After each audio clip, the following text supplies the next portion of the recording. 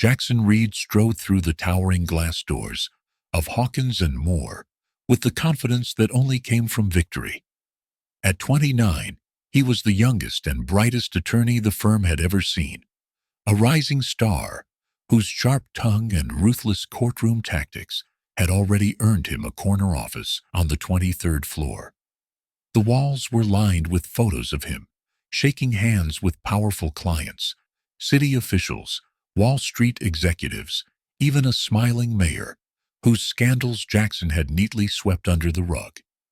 In New York City, Reed was the defender of choice for those who had too much to lose. Today, however, Jackson was preparing for a different kind of spectacle, one that would thrust him even further into the limelight. The headlines had screamed for months, "Unarmed black man killed by NYPD." Marcus Thompson, a promising young college student, had become another name chanted at protests and vigils. The city was simmering, demanding justice, yet Jackson remained unbothered. To him, this was just another case, another chance to flex his courtroom muscles and add another notch to his belt. In the mirror-lined restroom of the courthouse, Jackson adjusted his tie, flashing his trademark grin at his own reflection. His colleagues, young associates eager to earn his favor, surrounded him, hanging on to his every word. "Can you believe who they dug up to represent the family?" Jackson laughed, washing his hands leisurely. "Some relic from the civil rights era. Evelyn Harper. Seriously, I checked her record. She hasn't stepped foot in a courtroom in over a decade. Probably doesn't even remember how the law works anymore." His associates chuckled nervously. They knew better than to contradict Jackson, who thrived on dominance. But Jackson continued, sensing their hesitation and relishing it. "This case will be over before lunch. I mean, does anyone even remember how slow those elderly lawyers move?" He exaggerated a frail walk, mocking the imagined elderly opponent, to another round of uncomfortable laughter. Just then, a stall door swung open silently behind them. A slender, elderly black woman stepped out, her posture straight and dignified, her dark eyes calm yet penetrating. She paused for a moment at the sink, her movements graceful, as she washed her hands, completely ignored by Jackson and his entourage. Her eyes caught Jackson's briefly in the mirror. There was no anger, just quiet strength, a flicker of sadness perhaps, but also a knowing wisdom. Evelyn Harper dried her hands, then walked slowly but purposefully past the young men. As she left, she turned her head slightly, her voice soft but clear. "Young man," she spoke, her voice a quiet storm. "It's unwise to underestimate an opponent, especially one whose strength you cannot see." Jackson froze for a second, caught off guard, but recovered quickly with a dismissive chuckle as the door closed behind her. "Did you hear that?" he asked his associates, rolling his eyes. "Grandma's giving me advice now. This is going to be easier than I thought." But deep down, a fleeting unease settled in his stomach. He brushed it away, chalking it up to nerves before a high-profile case. He refused to let doubt creep into his mind. He had a job to do, and losing was never an option. The courtroom buzzed with anticipation. Cameras were set up outside, reporters ready to swarm once the session ended. The air was thick with tension as Jackson took his seat, glancing dismissively across the aisle, where Evelyn Harper sat calmly next to Grace Thompson, Marcus's grieving mother, and her teenage daughter Maya. He smirked, already picturing the easy headlines in tomorrow's paper. The judge entered, and the courtroom rose. Judge Robert Mitchell, an older, respected figure known for his fairness, took his place at the bench. Jackson noted with satisfaction how Judge Mitchell's eyes lingered briefly on him, the judge undoubtedly aware of Jackson's reputation. Yet the judge's gaze shifted toward Evelyn, a subtle nod of recognition passing between them unnoticed by Jackson. "All rise," the bailiff announced. The court was now in session. As Jackson straightened his suit, feeling the eyes of the jury, the spectators, and the cameras upon him, he stood confidently. But for just a fleeting moment, his gaze wandered back to Evelyn. She was staring directly at him, her expression unreadable, as though she already knew how this would end. Jackson cleared his throat, ready to begin his opening statement, sure of his impending victory. But somewhere, deep in the back of his mind, Evelyn Harper's quiet voice echoed, "It's unwise to underestimate an opponent." He shook off the words, steeled himself, and smiled. He was Jackson Reed, after all, and this courtroom was his stage. In the quiet confines of the small conference room, adjacent to the bustling courtroom, Evelyn Harper sat calmly, her hands gently folded atop a stack of meticulously organized notes. The morning sun streamed through the old courthouse windows, casting a warm golden glow across her composed features. It had been years since she'd last stepped into this arena, and though the surroundings were familiar, the stakes had never felt higher. Across from Evelyn sat Grace Thompson, Marcus's mother, her eyes filled with a pain that no words could heal. Next to her was Maya, Marcus's 16-year-old sister, clutching her mother's hand tightly, her expression wavering between hope and uncertainty. Grace looked at Evelyn, her voice trembling slightly as she spoke.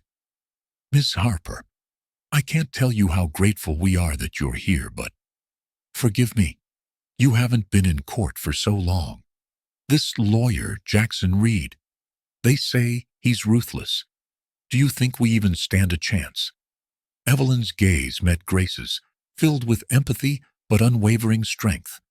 She spoke slowly, deliberately, her voice a balm to the weary heart. "Mrs. Thompson, I've faced tougher opponents and darker days. Jackson Reed may have youth and arrogance, but the truth is on our side. That is a force stronger than any display of bravado." Maya shifted nervously, her eyes darting toward the heavy oak door, separating them from the courtroom. But the way he looked at us out there, it was like he'd already won. He didn't even see us. To him, Marcus was just another statistic. Evelyn nodded slowly, her eyes softening as she placed a reassuring hand over Maya's. "They always try to make us invisible. They hope our voices fade away beneath their confidence. But every word of ours is a step toward making Marcus visible again. Visible not as they want to paint him, but as he truly was." Grace's shoulders relaxed just a little, the weight of doubt lifting slightly as Evelyn spoke. The older woman's presence carried a quiet authority that was impossible to ignore. Her gentle voice concealed decades of battles fought and victories won, not always in courtrooms, but in the hearts of people whose hope had been shattered by injustice. There was a gentle knock at the door, and a young court clerk stepped in briefly. "Miss Harper, court resumes in 10 minutes. "Thank you," Evelyn replied softly, her gaze remaining with Grace and Maya. "Today won't be easy. Jackson Reed will attempt to provoke, belittle, and break us. But his tactics rely on intimidation. Remember, we don't have to shout louder. We simply have to speak clearer." Grace took a deep breath, gripping Evelyn's hand gratefully. "I trust you." As the trio entered the hallway leading back to the courtroom, the noise of the crowd outside grew louder. Cameras clicked, reporters shouted questions, but Evelyn walked with a composed grace, shielding Grace and Maya from the chaos. Yet, in the corner of the hallway, Jackson Reed stood with a group of young attorneys, his laughter echoing harshly as they approached. Jackson turned, his eyes narrowing in mock surprise upon seeing Evelyn again. He stepped forward with exaggerated politeness, blocking their path slightly. "Ah, Missy Harper," he smirked, his tone dripping with condescension. So glad you managed to find your way back from retirement. You know, if things move too fast in there, don't hesitate to ask for help. Wouldn't want you getting lost in modern courtroom procedures." His colleagues chuckled obediently, their nervous laughter fueling Jackson's ego. Maya's fist clenched at her side, anger rising in her eyes, but Evelyn's soft touch on her arm calmed her instantly. Evelyn smiled gently at Jackson, her gaze unflinching. "Thank you, Mr. Reed. I've always believed experience has its advantages. Some things never change, though, like arrogance coming before a fall." Jackson's smile faltered briefly, a flicker of annoyance crossing his features. He quickly recovered, chuckling dismissively. "We'll see about that. See you in there, Grandma." He walked away, but Evelyn's eyes remained fixed on his retreating figure, her voice almost a whisper, as she repeated softly, "Indeed we shall."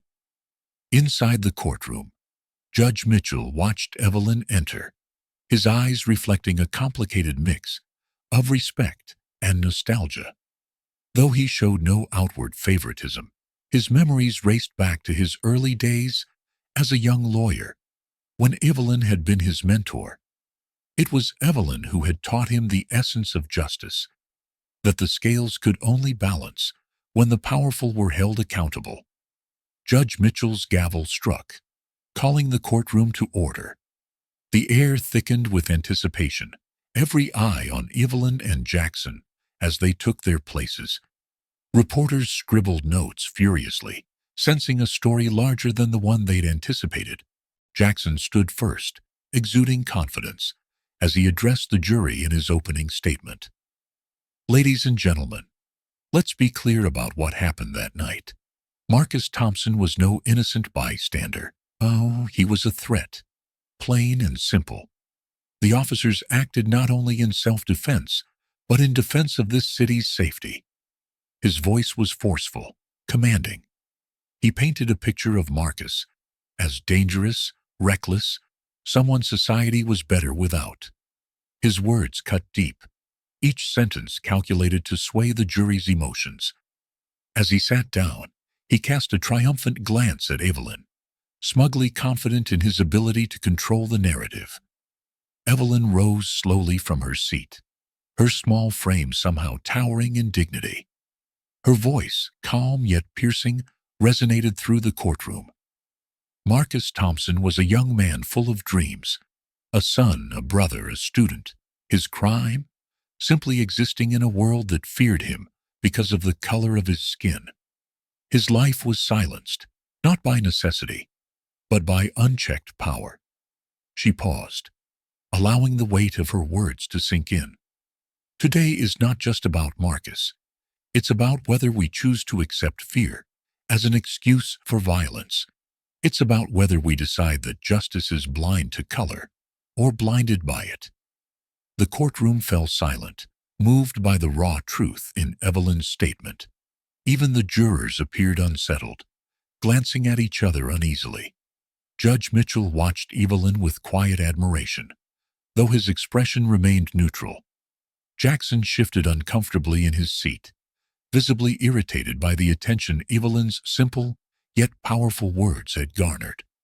For the first time, the confidence in his eyes flickered, just a hint of uncertainty creeping in. As the courtroom adjourned for recess, Evelyn felt Grace's hand squeeze hers, trembling slightly. "Thank you," Grace whispered tearfully. "No matter what happens, you gave Marcus back his voice." Evelyn nodded gently, her own heart heavy yet resolved. She knew the storm was only beginning, but she was ready to weather it, just as she had done countless times before. Outside, the media frenzy intensified. The case now about far more than Marcus alone. It had become a battle for the soul of justice itself. Amid the noise, Evelyn remained steadfast, a quiet storm poised to challenge the raging winds of arrogance and power.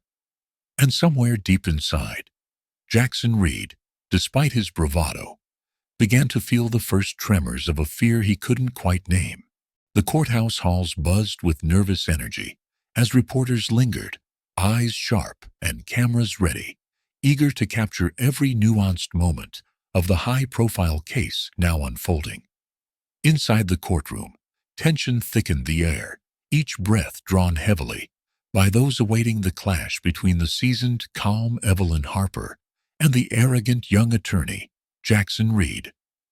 That morning, Evelyn arrived earlier than usual, taking a quiet moment in the nearly empty courtroom, allowing herself a brief reflection before the storm resumed. The wooden benches, polished by generations of justice seekers, whispered stories she had long known, tales of hope, despair, truth, and injustice.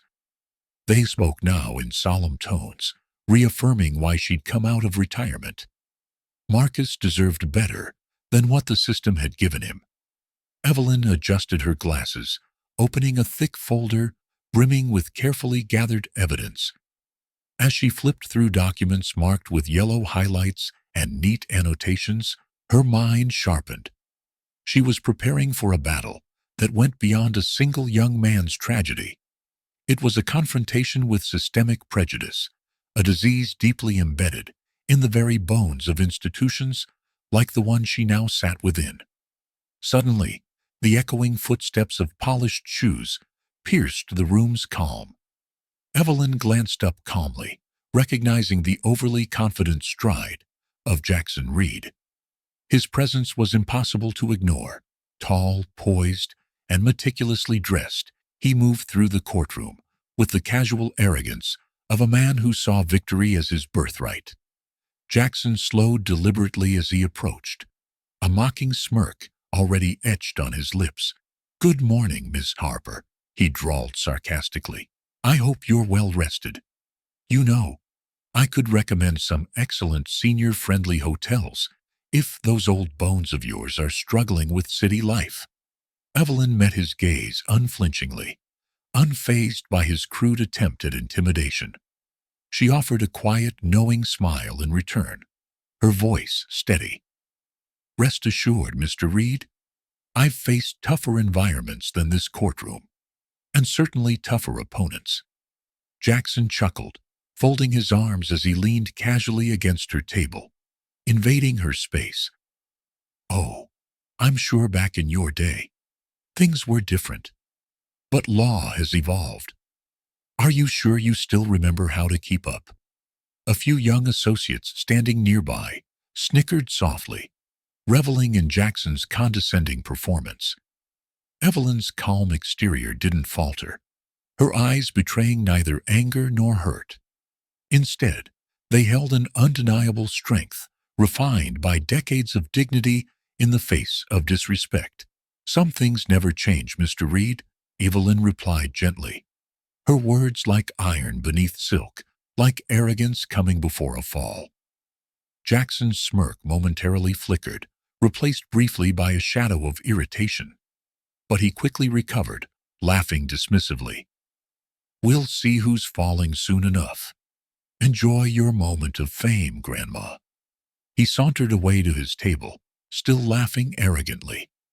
Evelyn returned quietly to her notes, aware of the murmurs rippling through the courtroom.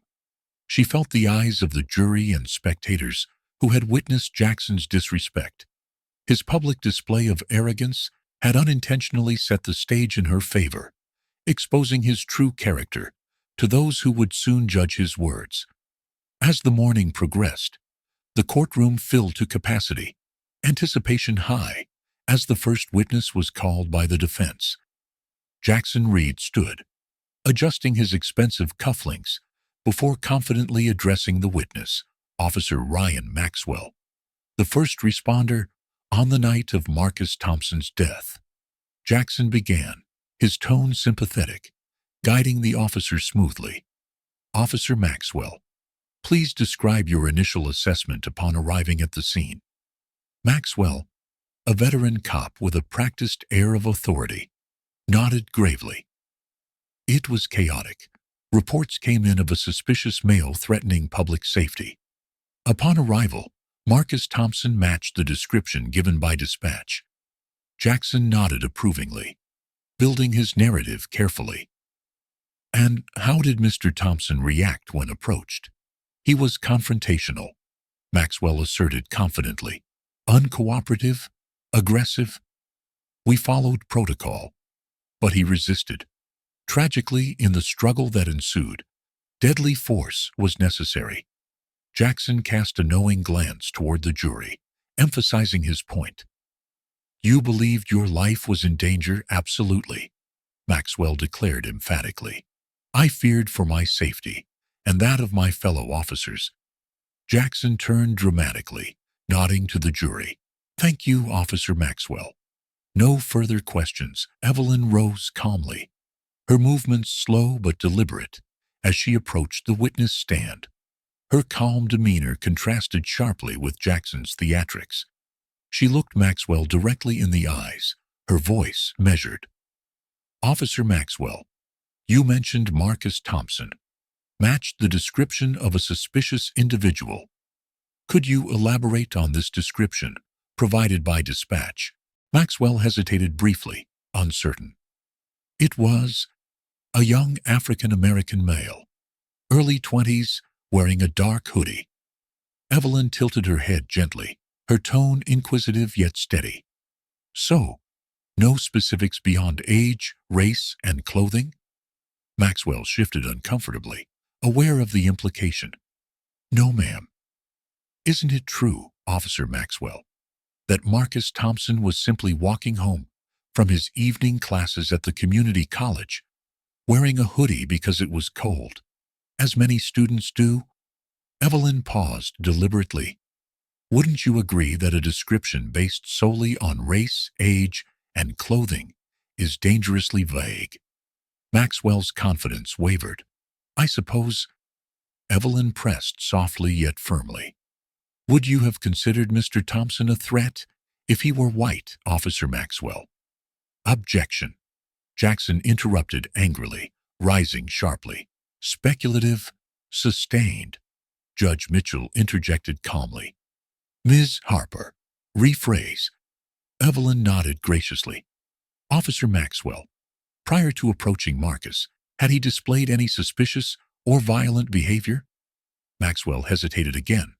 Caught. No. Yet you approached him with weapons drawn. Evelyn continued quietly. Correct?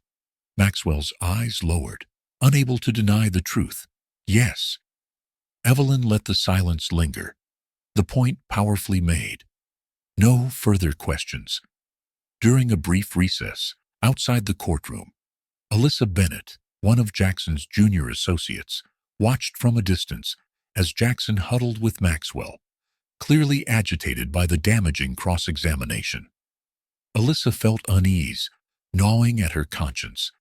She'd once admired Jackson's confidence, but had begun questioning his tactics, his arrogance now exposed not just as a personality flaw, but as a dangerous disregard for truth and decency. Jackson's voice carried, unaware Alyssa stood nearby. You need to keep your story straight, he hissed sharply at Maxwell. Don't waver on the stand again. You make us look weak. Alyssa's heart sank.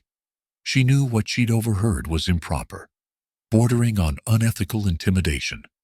She caught Evelyn's quiet figure in the distance, still composed, quietly chatting with Grace and Maya.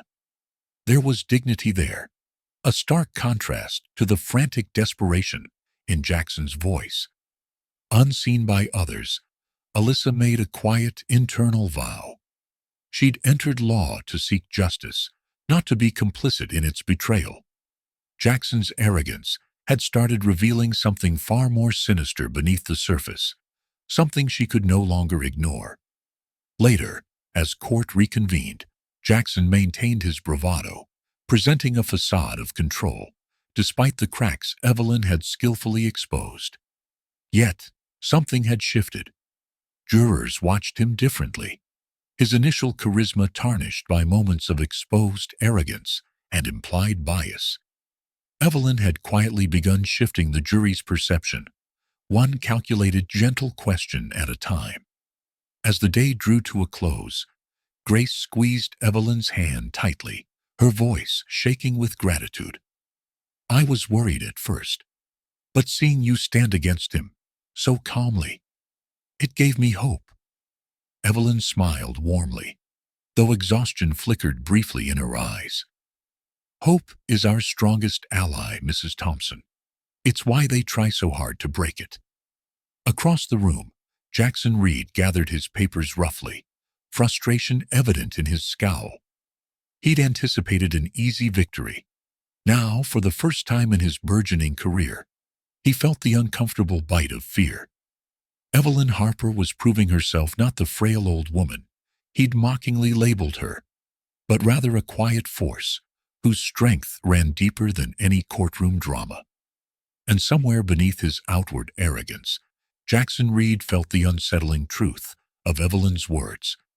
Some things never change, like arrogance coming before a fall. Though he wouldn't admit it yet, Jackson could sense he was already beginning to fall. Morning sunlight filtered gently through the tall windows of the courtroom, illuminating particles of dust floating silently in the tense air. Each seat was occupied. Reporters, family members, and curious observers all waited anxiously for what promised to be a pivotal moment in the trial. This was the day of opening statements, and the public's attention had grown feverish, fueled by media scrutiny of Marcus Thompson's tragic death at the hands of police. Jackson Reed stood near the defendant's table, dressed impeccably in a tailored suit, his polished appearance masking an underlying sense of urgency. His arrogant confidence, though briefly shaken by Evelyn Harper's calm dismantling of his key witness the day before, remained his shield. As he strode to the center of the courtroom, eyes followed him intently, some with admiration, others with growing skepticism. He paused dramatically before the jury, making direct eye contact with each member, employing every tactic in his arsenal of persuasion. "Ladies and gentlemen of the jury," he began, his voice resonant, deliberately carrying an undertone of grave sincerity. "This is a case about safety, your safety, our community's safety. It's about brave officers forced to make split-second decisions that keep our streets safe at night." Jackson gestured toward the 3 uniformed NYPD officers seated behind him. They stared ahead, their expressions stoic, carefully crafted to invoke sympathy and trust. The events that unfolded on that tragic night were unfortunate. Yes, Jackson continued, his voice tinged with artificial compassion. But these officers had every reason to fear for their lives. Marcus Thompson was aggressive, confrontational, uncooperative, an undeniable threat. He paused again, allowing the severity of his words to sink in. This case isn't about race, as some might have you believe. It's about ensuring our protectors, the officers sworn to keep us safe, can do their jobs without fear of unjust persecution. Jackson's eyes lingered briefly on Evelyn, almost tauntingly. "Remember, justice requires not emotion, but facts. And the facts will show these officers acted appropriately under dangerous circumstances." Satisfied, Jackson retreated, wearing a self-assured smirk.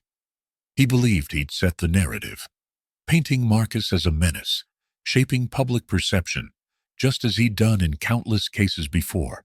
Now, all eyes shifted to Evelyn Harper as she slowly rose from her seat. Her simple navy suit, though modest, conveyed quiet authority. Evelyn walked slowly, deliberately, to the center of the courtroom, carrying no notes, no files, just the truth in her heart.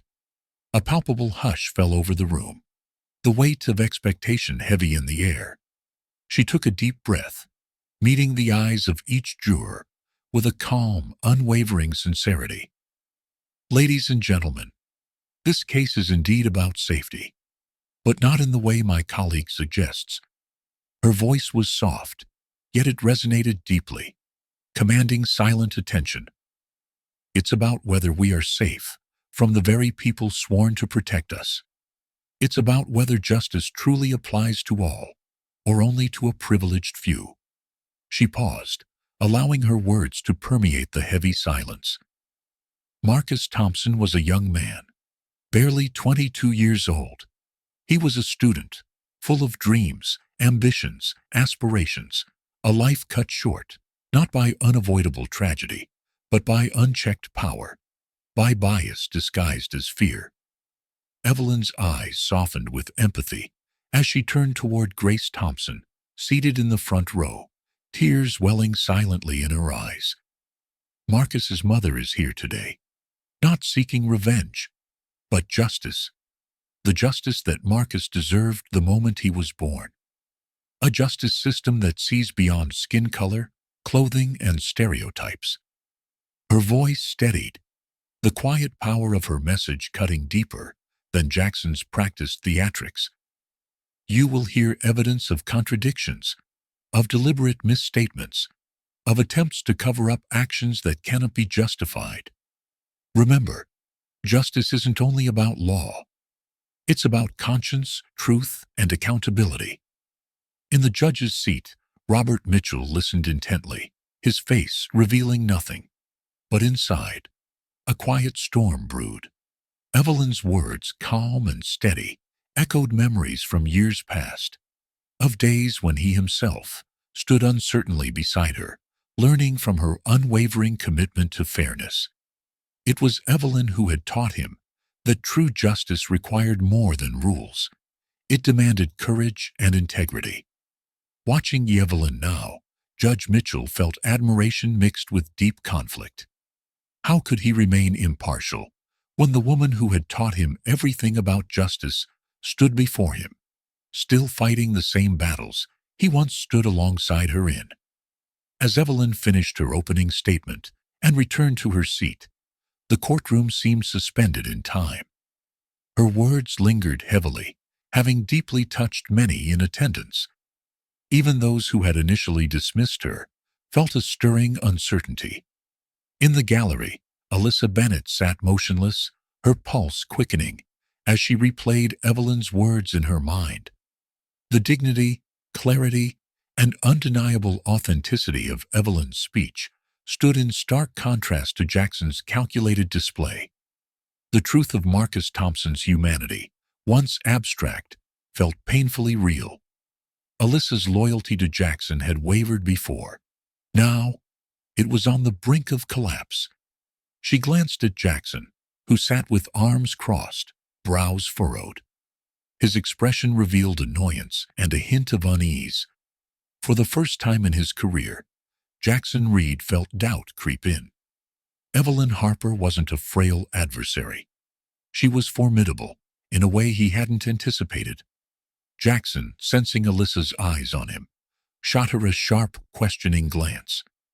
Alyssa quickly looked away, but something inside her had shifted. The confident veneer Jackson always displayed had cracks that Evelyn had begun to reveal, exposing deeper truth beneath the surface.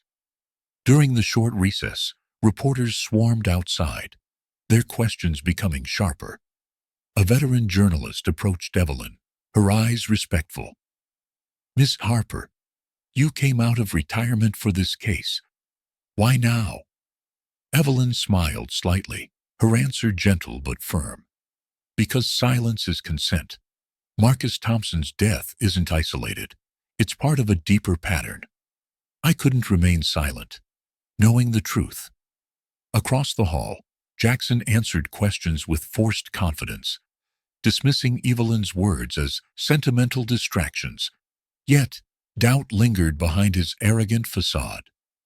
Evelyn's sincerity had struck a chord with the public, and now even he couldn't deny that she posed a real threat. Later, back inside the courtroom, Judge Mitchell called both attorneys forward. His eyes met Evelyn's briefly, a silent, meaningful exchange passing between them, unnoticed by Jackson. "I trust both sides will maintain respect," he warned, emphasizing his words carefully. His gaze sharpened on Jackson. "Personal attacks have no place in this court. Are we clear?" Jackson clenched his jaw, but nodded curtly. "Crystal clear, Your Honor." Mitchell leaned back, subtly acknowledging Evelyn with a faint nod. "You may proceed." As the day ended, Evelyn gathered her things quietly. Grace approached her, hope shining through tears. "Your words today. They gave Marcus back his humanity." "Thank you." Evelyn squeezed Grace's hand softly. "Marcus never lost his humanity. It was taken from him, but now it's our job to return it." Across the room, Jackson Reed stood alone, watching their quiet exchange. The self-assured facade he'd worn for so long was beginning to crumble. The battle he'd expected to easily win had transformed into something much deeper and more complicated than he'd ever imagined. As he left the courtroom, Evelyn's words haunted him, echoing uncomfortably in his mind. He had always viewed the law as a game, a platform for victory, prestige, power. But now, Evelyn Harper was forcing him to confront something he'd never considered. Justice was not a prize to be won, but a responsibility to be honored. For the first time in his life, Jackson felt unsure of himself. Evelyn had not only matched his arrogance with dignity, she had quietly but undeniably shifted the very ground beneath his feet. The afternoon sun faded behind a curtain of gray clouds, casting a somber light over the streets outside the courthouse. The day's proceedings had concluded, but echoes of Evelyn Harper's compelling opening statement still lingered heavily in the minds of those who heard it. Jackson Reed, though publicly dismissive, privately grappled with an unfamiliar sense of uncertainty. Evelyn, on the other hand, remained composed, quietly reflecting on the path that led her here, her thoughts drawn deeper into the past. She sat in her modest office, temporarily rented in a small building near the courthouse. On her desk, beneath stacks of carefully annotated files, lay an old photograph, yellowed slightly by time. In the image stood a younger Evelyn, her hair darker, her eyes bright with fierce determination, standing beside a young man whose eyes were wide with admiration. That young man was Robert Mitchell, now the distinguished judge, presiding over Marcus Thompson's case. Her gaze lingered on the photograph, memories flooding her mind, scenes from a time when battles for justice felt endless, yet victories, though scarce, were profoundly meaningful. It was 1984, and Evelyn was already a renowned civil rights attorney.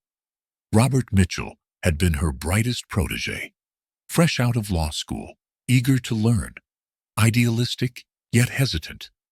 Evelyn remembered clearly his first day in her office, a cramped space in Harlem, full of stacks of papers, cigarette smoke, and an energy fueled by defiance against injustice. Robert had stood in the doorway, suit neatly pressed, expression earnest, eyes searching for direction. "I want to learn to fight for real justice," he had told her, his voice steady but uncertain, as though the weight of what he sought was heavier than he had anticipated. Evelyn had looked up from her notes, studying him thoughtfully. "Justice isn't about winning cases, Robert," she had said. "It's about giving voice to those who have none. You must be willing to fight battles others think unwinnable." Robert had nodded solemnly, absorbing her words deeply. Over the years, Evelyn had watched him grow, learning from losses, cherishing rare victories. They had fought side by side, in courtrooms filled with hostility, often confronting judges who cared little for truth or fairness, battling systems designed to protect power rather than people. One case, however, remained etched deeply in both their minds, a case eerily similar to Marcus Thompson's, involving the death of a young black man named Isaiah Cole. Evelyn and Robert had fought passionately, exposing police misconduct, brutality, and cover-ups. Yet, the jury had acquitted the officers involved, the loss striking Evelyn deeply. It had been Robert's first major defeat, a brutal lesson that had nearly broken him. "I can't do this," Robert had confessed to Evelyn after the verdict, frustration and despair in his eyes. "If justice is this elusive, how can we keep fighting?" Evelyn had placed a comforting hand on his shoulder, her voice unwavering. "We fight precisely because justice is elusive. The day we stop is the day injustice wins permanently." That conversation had become a defining moment for Robert, shaping his career path, eventually leading him to the bench. Yet over time, distance had grown between them, not from conflict, but simply the demands of their respective paths. Now, decades later, Evelyn sat facing that photograph, wondering if Robert still carried their shared ideals, or if the years had changed him. Seeing him in court stirred complex feelings. She sensed the heavy burden he bore, presiding impartially over a case that echoed their shared past. She hoped deep within that he still carried the heart of that young protégé who once stood by her side. A gentle knock interrupted her thoughts. Grace Thompson stood in the doorway, hesitant yet resolute. Evelyn motioned for her to sit. Grace did so quietly, her eyes red from tears, yet a fire of determination glowed behind them. "Miss Harper, may I ask you something?" Grace began, her voice trembling slightly. "Of course," Evelyn replied gently. "Do you think we can really win this?" Grace asked softly, her eyes searching Evelyn's face for reassurance. "Or is justice truly only for those with power?" Evelyn met her gaze, her expression compassionate but firm. "Grace, I've seen countless losses in my life, but I've also witnessed victories born from perseverance. Justice is never guaranteed, but it is always worth fighting for." Grace nodded slowly, absorbing Evelyn's words. "I just don't want Marcus to be forgotten or remembered as something he wasn't. He was my son, not a criminal, not a statistic." Evelyn reached across the desk, gently taking Grace's trembling hand. "Marcus will be remembered for who he truly was. That's my promise to you. And it's a promise I intend to keep." That same evening, in the quiet solitude of his chambers, Judge Robert Mitchell sat lost in contemplation. The day's testimony had unsettled him deeply, not just as a judge, but as a human being. Evelyn's words had stirred something within him, a reminder of ideals he'd once passionately believed in. He opened a desk drawer, retrieving an old, worn notebook. Its pages were filled with handwritten notes from his early days working alongside Evelyn. As he flipped through them, his eyes caught on a particular passage, written hastily but emphatically years ago. "Justice isn't blind," Evelyn told me. "It's often willfully blind, protecting the powerful. Our job is to open its eyes." Reading those words, Robert felt a deep ache, a clash between his duty as a judge and his conscience. Could he remain impartial when the very person who taught him what justice meant stood before him, fighting battles they once faced together? Yet he knew his role demanded neutrality, fairness. But fairness didn't mean blindness to truth. He pondered deeply, knowing the road ahead would test not just Evelyn, not just Jackson, but him most of all. Across town, Jackson Reed sat alone in his high-rise apartment overlooking the city skyline. Evelyn's voice continued to haunt him. She had challenged not just his tactics, but his very identity, built upon victories won at any cost. Yet today he felt shaken, uncertain. Evelyn had something he never had: moral clarity. It angered him, confused him. He despised feeling vulnerable. His phone buzzed aggressively. Chief Callahan's name appeared on the screen. Jackson sighed, answering reluctantly. "Reed." Callahan's voice was harsh, impatient. "You saw that woman's performance today. Do something about it. Silence her." Jackson bristled, a strange defensiveness rising. It's not that simple anymore. Then make it simple, Callahan barked. Do what it takes. The call ended abruptly, leaving Jackson staring at the phone, uneasy. Evelyn Harper wasn't just another opponent. She was something far more dangerous, someone who forced him to confront truths he'd long ignored. Back in her office, Evelyn gathered her belongings, preparing to leave for the night. She paused one last time before the old photograph, gently tracing her finger over young Robert Mitchell's face. She whispered softly to herself, echoing words she'd once spoken to him long ago. Robert, true justice requires courage, even from those who stand alone. I hope you haven't forgotten. She turned off the desk lamp, stepping into the darkening evening, fully aware of the battle ahead, not only in court, but within the heart of the man she once mentored, who now held the scales of justice in his hands. As she walked out into the fading daylight, Evelyn knew one thing for certain. Shadows of the past often shape the light of the future.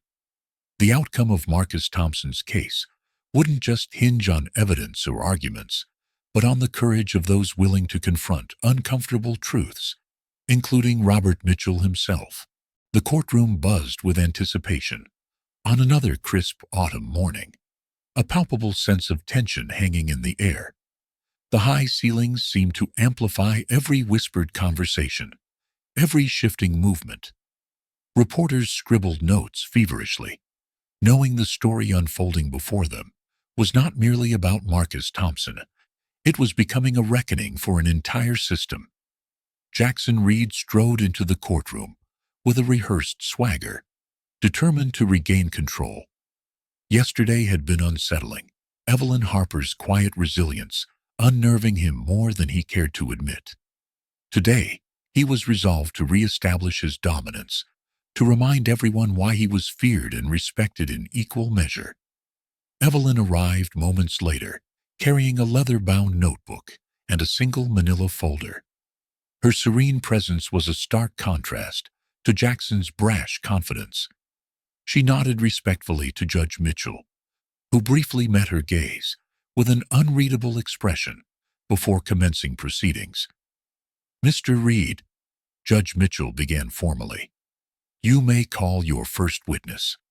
Jackson rose smoothly, adjusting his suit jacket with a practiced motion. Thank you, Your Honor. The defense calls Officer Kyle Brennan. A muscular young officer took the stand, his expression tight, his eyes darting nervously around the room. Jackson approached him with an air of reassurance, clearly intended to put his witness at ease. Officer Brennan, Jackson began confidently, could you please describe what happened on the night Marcus Thompson was fatally shot? The officer swallowed hard, then cleared his throat. We were responding to reports of suspicious activity. We approached Mr. Thompson, asked him to stop. He didn't comply.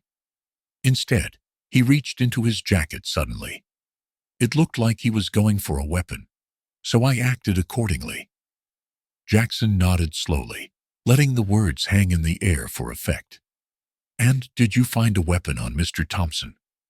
Yes, sir, Brennan said firmly, avoiding eye contact with Evelyn. A knife was found on his person. Murmurs rippled through the gallery. Grace Thompson lowered her eyes, her shoulders tensing. Beside her, Maya gently squeezed her mother's hand, anger and pain mingling in her gaze. No further questions, Jackson concluded dramatically. Returning to his seat with exaggerated confidence, Judge Mitchell turned to Evelyn. Ms. Harper, your witness. Evelyn rose calmly, adjusting her glasses before approaching Brennan. Her steps were measured, her voice clear yet soft, in stark contrast to Jackson's showmanship. Officer Brennan, she began gently, you stated Mr. Thompson was carrying a knife. Did you personally retrieve this weapon? Brennan hesitated slightly. No, another officer did. And who was that officer? Officer Daniels, he replied quickly, almost too quickly. Evelyn nodded thoughtfully. And Officer Daniels is your partner, correct? Yes. Interesting, Evelyn mused. Officer Brennan, were you aware that no fingerprints belonging to Marcus Thompson were found on that knife? Brennan's eyes widened slightly.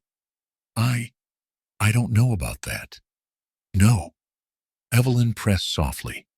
But you just testified that you felt threatened because Mr. Thompson reached into his jacket.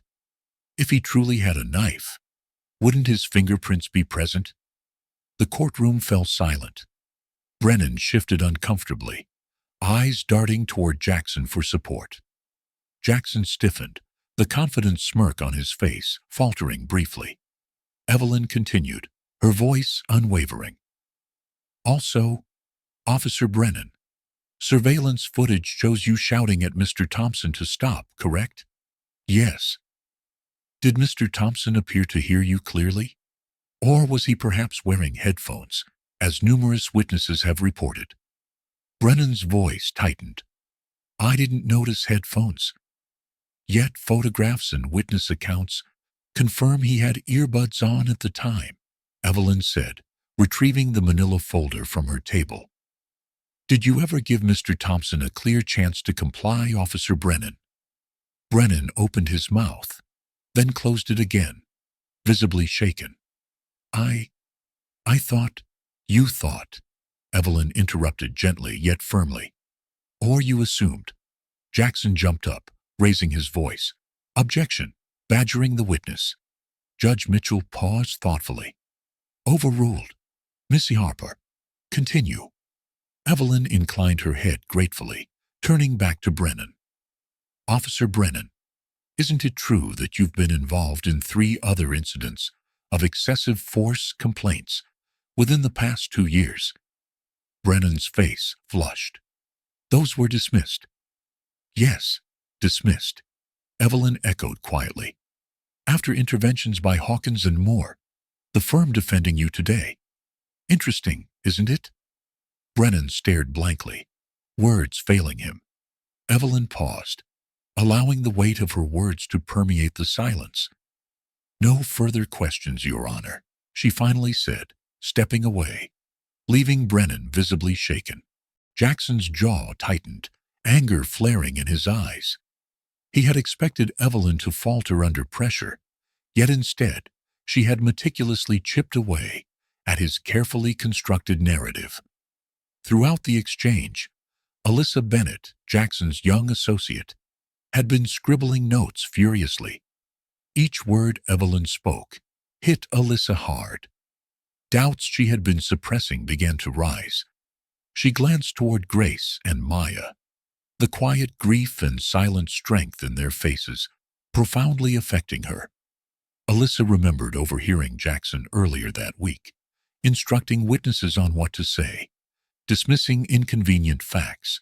She had remained silent, convincing herself it was part of the job. But Evelyn Harper's calm dismantling of Officer Brennan's testimony made Alyssa question everything. As the court adjourned for the day, Alyssa lingered behind, watching Evelyn gather her things gracefully. The elderly lawyer's quiet courage stood in stark contrast to Jackson's aggressive arrogance. Alyssa felt a pang of guilt, knowing her silence made her complicit. Suddenly, Evelyn looked up, meeting Alyssa's eyes briefly. The older woman offered a gentle, knowing nod before exiting the courtroom. Alyssa stood frozen, feeling exposed, vulnerable.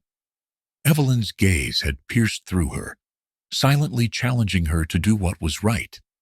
That evening, Alyssa sat alone in her small apartment, mind swirling. She had dreamed of becoming a lawyer to fight injustice, not protect those who perpetrated it. She pulled out her laptop, hands trembling slightly, as she began to document everything she'd witnessed. The intimidation tactics, manipulations, Jackson's subtle threats. Each word felt both terrifying and liberating. Meanwhile, Jackson sat alone in his office, nursing a glass of scotch, furious at the cracks Evelyn had exposed. He had built his career burying uncomfortable truths, shielding powerful clients from consequences. Today, Evelyn Harper had begun to unravel it all. His phone buzzed. It was Chief Callahan again, angrier this time. "You told me this case was a lock, Reed," Callahan growled. "Now that old woman's making fools of us." "I'll handle it," Jackson snapped back, though doubt crept into his voice. "You better," Callahan warned coldly. "Otherwise, your career's finished." Jackson slammed his phone down, frustration boiling over. Evelyn Harper's quiet determination threatened not just his case, but everything he'd ever worked for. He knew he had to strike back, hard. But deep down, for the first time, he questioned if victory at all costs was truly worth the price. In the quiet darkness of her own home, Evelyn sat by the window, calmly sipping tea. She knew today had been significant. A small crack had opened in Jackson's armor, and through it, hope emerged. Yet she also understood the battle ahead was far from over. She glanced at a framed quote on her mantel, a phrase she'd long held dear. "Truth is like the sun. You can shut it out for a time, but it ain't going away." Evelyn smiled softly, ready for the storm to come. The autumn air grew colder as the trial progressed, carrying whispers of unrest through the city. Inside Evelyn Harper's modest office, papers piled high, each document representing a battle in the relentless fight for justice. Yet today, amid stacks of old files, Evelyn felt the weight of this particular case pressing heavily upon her.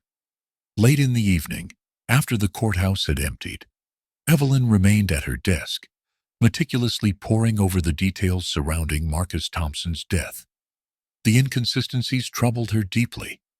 The planted knife, the manipulated testimony, the lack of fingerprints. Each piece formed a disturbing pattern she'd seen too often in her long career. As Evelyn was deep in thought, her phone buzzed softly. She glanced at the unfamiliar number, hesitating briefly before answering. "This is Evelyn Harper." A tense pause lingered before a voice finally spoke, hesitant but determined. "Miss Harper, my name is Detective Aaron Hughes. I'm calling from a payphone. This conversation stays between us." Evelyn straightened in her chair, sensing the significance of this call. "Understood. Go on." "I was there the night Marcus Thompson died," Hughes admitted shakily. "I saw what happened. It wasn't self-defense. Marcus was murdered." Evelyn's heart tightened. She chose her words carefully. "Detective Hughes, why are you telling me this now?" "Because I can't sleep anymore," Hughes replied, anguish evident. "Marcus wasn't the first, and if this isn't exposed, he won't be the last. There's a pattern, a system. I have proof, memos, recordings, orders from higher-ups." Evelyn closed her eyes briefly, a mix of hope and sorrow washing over her. "Can we meet?" Discreetly. Hughes hesitated again, clearly scared. "Tomorrow, noon, in Riverside Park. I'll be near the old bridge. Alone." "Understood," Evelyn assured gently. "Thank you for your courage." "I'm not brave," Hughes murmured bitterly. "I'm just tired of living a lie." As the line went dead, Evelyn sat back, absorbing the gravity of the revelation. This was the breakthrough she needed, but also the most dangerous. If Hughes was right, the corruption reached deeper than she'd feared. Bringing this truth to light could cost both of them dearly. The following day, Evelyn arrived at Riverside Park, the autumn leaves swirling around her feet. The old bridge loomed ahead, solitary and worn, much like the man awaiting her arrival. Detective Hughes stood stiffly, looking exhausted and wary, glancing over his shoulder as Evelyn approached. "Detective Hughes," Evelyn greeted softly, extending her hand. "I'm Evelyn Harper." He took her hand briefly, his grip unsteady. "Thanks for coming." They sat on a weathered bench, the distant murmur of the river providing some cover for their conversation. Hughes reached into his jacket, handing her a small USB drive discreetly. It's all there. Memos, recordings, emails, showing a deliberate cover-up. Direct orders from Chief Callahan. Marcus's death wasn't isolated. It was part of a system. Evelyn took the drive carefully, her fingers closing around what felt like a powerful weapon. Why now? What changed? Hughes exhaled deeply, haunted. Marcus reminded me of my brother. Same age, same stubbornness. My brother was killed by police years ago. I joined the force to change things from within. But nothing changed. It just got worse. This is my last chance. Evelyn listened intently, recognizing the burden this man carried. Detective, you're risking everything. I've lost everything already, Hughes whispered. My family, my integrity. If I do nothing now, I might as well be dead. Evelyn nodded solemnly, her voice gentle yet firm. I'll protect your identity for as long as possible. But you know the risks. I do, Hughes confirmed, his voice resolute. Just make it count. I will, Evelyn promised, determination steel-like in her voice. Back in her office, Evelyn carefully examined the files Hughes had provided. The evidence was damning. Audio recordings captured Chief Callahan's voice, ordering officers to clean up incidents involving excessive force. Internal memos revealed a culture of intimidation, manipulating facts, and silencing dissenters. The depth of corruption sickened her, but it strengthened her resolve. Suddenly, there was a gentle knock on her door. Evelyn quickly hid the USB drive before calling out, "Come in." Alyssa Bennett entered hesitantly, clearly nervous. Her eyes were tired, filled with internal conflict. "Miss Harper, I need to speak with you." Evelyn offered a reassuring smile. "Please, sit. What's on your mind?" Alyssa took a deep breath, her voice trembling. "I've witnessed things I can't ignore anymore. Jackson Reed, my boss. He's been manipulating witnesses, intimidating Marcus's family. I have documents, recordings of his unethical practices." Evelyn leaned forward, her heart swelling with cautious hope. "Alyssa, why are you coming forward now?" Alyssa's voice wavered. "Because of you. Watching you in court, how you exposed the truth with dignity. I realized I was on the wrong side. I became a lawyer to seek justice, not to protect injustice." Evelyn reached across the table, placing a gentle hand on Alyssa's trembling one. "It takes courage to do what's right. What you're doing is brave." Alyssa exhaled shakily. "I can't keep silent any longer." Evelyn nodded, admiration evident in her eyes. "Then let's use your voice to make a difference." That night, Jackson Reed paced his luxurious apartment, frustration simmering into rage. His carefully orchestrated case was unraveling. Evelyn Harper, a woman he'd dismissed as weak, had proven to be a formidable adversary. The courtroom tide had shifted, and now even his own associates seemed uneasy around him. His phone buzzed again, displaying Chief Callahan's number. Jackson answered irritably. "What is it now?" Callahan's voice was sharp. "There's a leak. Someone's feeding Harper inside information. She's getting too close."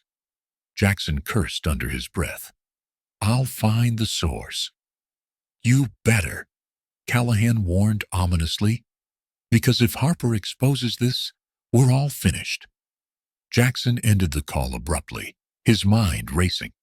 The power he'd worked so hard to attain was slipping through his fingers, and Evelyn Harper, of all people, was behind it. He refused to be humiliated by someone he'd so openly mocked.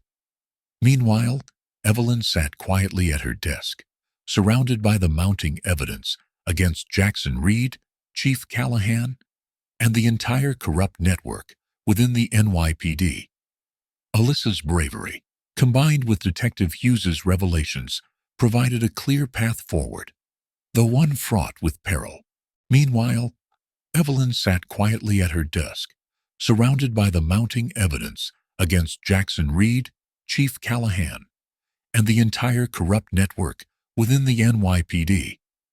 Alyssa's bravery, combined with Detective Hughes's revelations, provided a clear path forward, though one fraught with peril.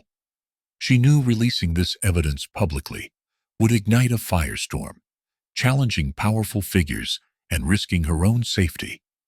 But Evelyn Harper had never backed down from a fight for justice, especially when innocent lives depended on it. She gazed at a faded photograph of herself from decades earlier, standing proudly beside a young Robert Mitchell, now Judge Mitchell, when they'd fought similar battles. The flame that had burned brightly then still flickered in her eyes. Evelyn knew this case was her life's most important. Marcus Thompson's death was a tragedy, but his legacy would be justice, a legacy she vowed to uphold. Gently placing the photograph down, Evelyn spoke softly to herself, steeling her resolve for the storm ahead. Marcus, your story won't end in silence. I promise you that. Outside, darkness settled over the city, but within Evelyn's small office, the light of truth burned fiercely, ready to illuminate even the darkest secrets hiding in the shadows. The courtroom buzzed with an undercurrent of tension, packed with reporters, activists, and a public increasingly captivated by the case of Marcus Thompson.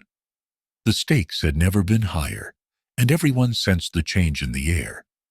Evelyn Harper had slowly chipped away at the once impenetrable facade built by Jackson Reed. But today would be different. Today, she would break through. Jackson arrived early, his polished confidence visibly tarnished. Dark circles shadowed his eyes, evidence of sleepless nights spent trying to regain control of the rapidly deteriorating case. For the first time, doubt gnawed at the corners of his mind, a silent intruder he couldn't shake. Yet, stubborn pride kept him standing tall, a mask of arrogance still firmly in place. Across the aisle, Evelyn sat quietly, exuding her characteristic calm. She glanced at Alyssa Bennett, who now avoided Jackson's gaze. Alyssa's courage had emboldened others, creating cracks in the once unified front that Jackson had constructed. Evelyn knew today was pivotal. She held evidence that could shatter the false narrative about Marcus Thompson's death, but it required careful maneuvering. The truth was powerful, but dangerous. All rise, the bailiff announced as Judge Mitchell entered. The courtroom stood in reverence, but Evelyn noticed something subtle in the judge's demeanor today. His expression, though neutral, revealed a quiet intensity, a man who felt the weight of history in the decisions he'd soon make. "Please be seated," Judge Mitchell instructed, his voice firm but tired. "Miss Harper, you may proceed." Evelyn rose gracefully, adjusting her glasses. Her voice remained steady, but carried a strength that commanded attention. "Your Honor, I'd like to call a new witness, Detective Aaron Hughes of the NYPD." A murmur rippled through the courtroom. Jackson's eyes widened momentarily, before narrowing dangerously. Detective Hughes, dressed in civilian clothes, took the stand, glancing nervously around the courtroom, before focusing on Evelyn's reassuring nod. "Detective Hughes," Evelyn began gently, "were you present on the night Marcus Thompson was killed?" Hughes swallowed hard, nodding. "Yes, I was." "Could you describe, in your own words, what happened that night?"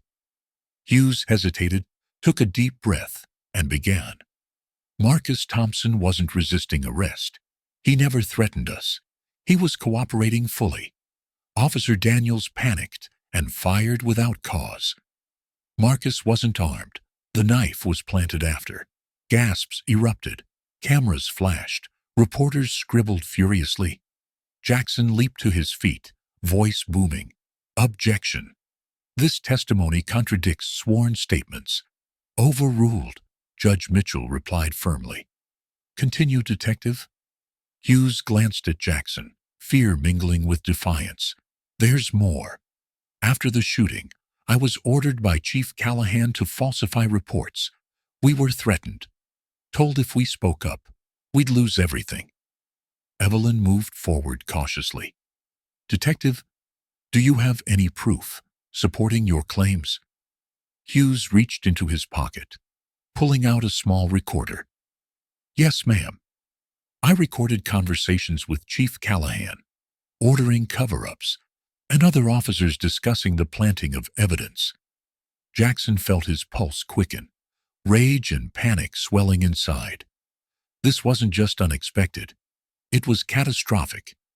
His carefully constructed case was imploding before his eyes. Evelyn presented the recordings to the court. As the audio played, Chief Callahan's voice filled the silent courtroom. Make it look justified. If this gets out, we're all finished. Silence followed, heavy and damning. Judge Mitchell leaned back, visibly shaken. Evelyn glanced at Jackson, whose face was now pale, sweat beading his forehead. His fists clenched beneath the table. Desperation surged through Jackson. He rose again, almost shouting, Your Honor, this evidence was obtained illegally. Judge Mitchell cut him off sharply. Mr. Reed, you will sit down and allow Ms. Harper to continue. Jackson, humiliated, sank back down, his eyes darting frantically toward Alyssa.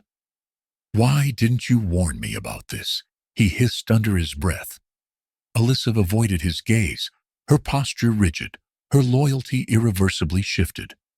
Evelyn pressed forward, a subtle fire in her voice. Detective Hughes, why are you coming forward now? Hughes's voice wavered slightly. Because silence made me complicit. Marcus Thompson's death haunted me. I couldn't live with the lies anymore. Evelyn nodded solemnly. Thank you, Detective. Your courage is admirable. Jackson's mind raced, desperately searching for a strategy, but none emerged. He'd underestimated Evelyn Harper, mocked her age, her quiet strength. Now she was tearing apart everything he had built, exposing the rot at the core of his entire career. When the court recessed, chaos erupted outside. Reporters swarmed Evelyn, praising her tenacity. Alyssa slipped away quietly, while Jackson found himself alone, abandoned by the very people who had once flocked around him. In his private office, Jackson exploded in fury, overturning his desk, shattering glass. He picked up his phone, dialing Chief Callahan furiously. Your entire department is collapsing. They have recordings, proof. Why wasn't this contained? Callahan's voice was cold, ominous. Watch your tone, Reed. If I go down, you're coming with me. Jackson's voice cracked with desperation. They have everything. It's over. Then fix it, Callahan snapped. Do whatever it takes. Discredit Hughes, discredit Harper. Destroy the evidence, or pray your law license isn't the only thing you lose. The call ended abruptly. Jackson threw his phone against the wall, sinking into his chair. The walls were closing in. Panic morphed into an overwhelming sense of defeat, something he'd never known. Across town, Evelyn gathered her notes, preparing for the next day's battle. A soft knock at her office door startled her. She looked up to see Alyssa standing nervously, holding a stack of files. Miss Harper, Alyssa began hesitantly. This is everything else. Records of Jackson's unethical tactics, threats he made to Marcus's family. I want to help. Whatever you need. Evelyn smiled gently, admiration glowing in her eyes. You already have. As Alyssa left, Evelyn's phone buzzed again. A message appeared. You're playing with fire, Harper. Stop before it's too late. She sighed softly, recognizing the threats, knowing the danger she faced. Yet Evelyn Harper was no stranger to battles, fought on the edge of the abyss. She had faced down threats, corruption, and hatred before, emerging stronger each time. She looked at Marcus's photo once more, feeling an unwavering determination. "We're turning the tide, Marcus," she whispered, resolve unwavering. "They won't silence you again." Outside, the city was on edge, headlines already screaming of corruption and cover-ups. Public opinion shifted swiftly, anger boiling toward those who'd hidden behind lies. The storm had arrived, fierce and unrelenting, but Evelyn Harper stood ready, steadfast against the onslaught, knowing the battle for justice had finally reached its critical turning point. The morning sun cast a stark, unforgiving glow over the courthouse steps. Protesters gathered in growing numbers, chanting Marcus Thompson's name, carrying signs demanding justice. The media frenzy had reached fever pitch, each revelation stoking public outrage to new heights. Jackson Reed navigated this chaos, with his head down, his usual swagger replaced by an uneasy gait, haunted by fears that loomed ever larger.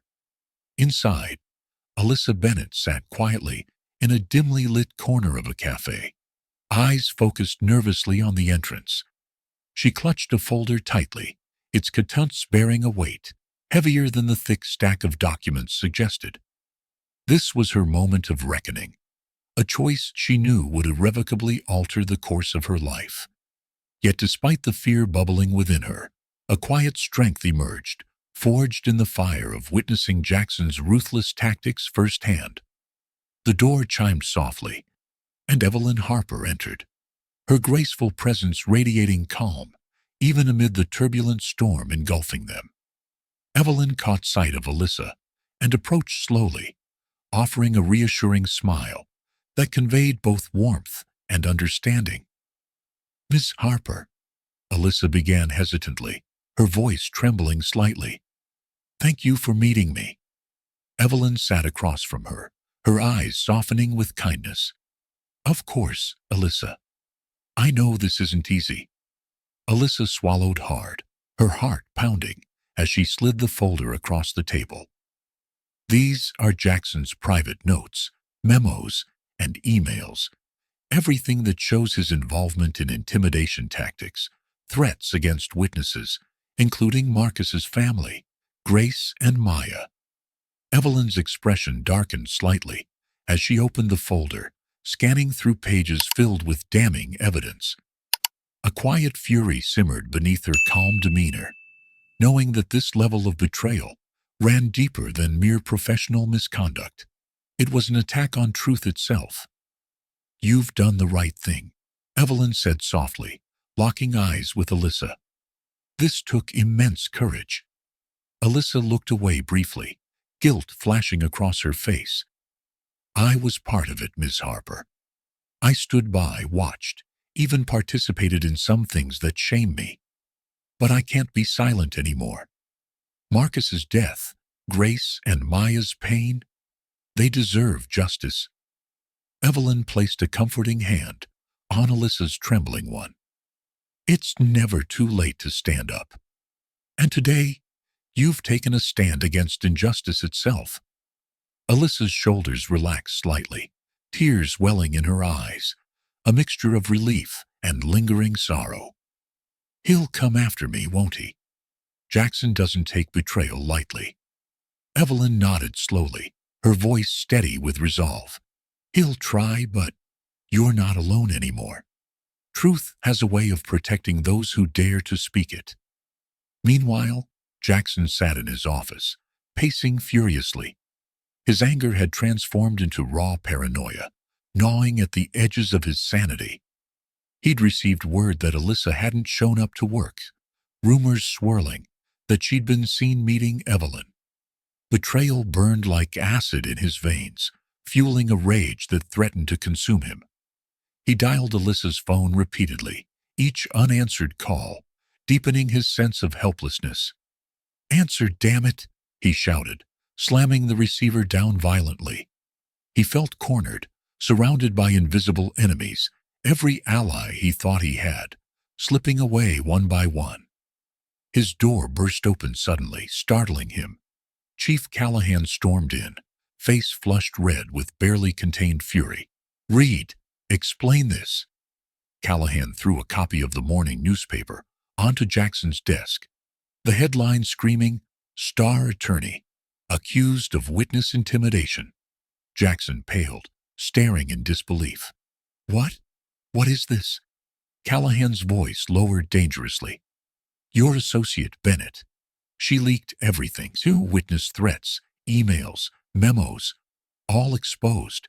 You assured me you had this under control." Jackson shook his head frantically, panic tightening his chest. "I didn't know she—" "You're finished," Callahan growled, jabbing a finger in Jackson's chest. "If I go down, you're not far behind. Clean this mess up, or I swear you'll regret it." Callahan stormed out, leaving Jackson alone with his rapidly unraveling reality.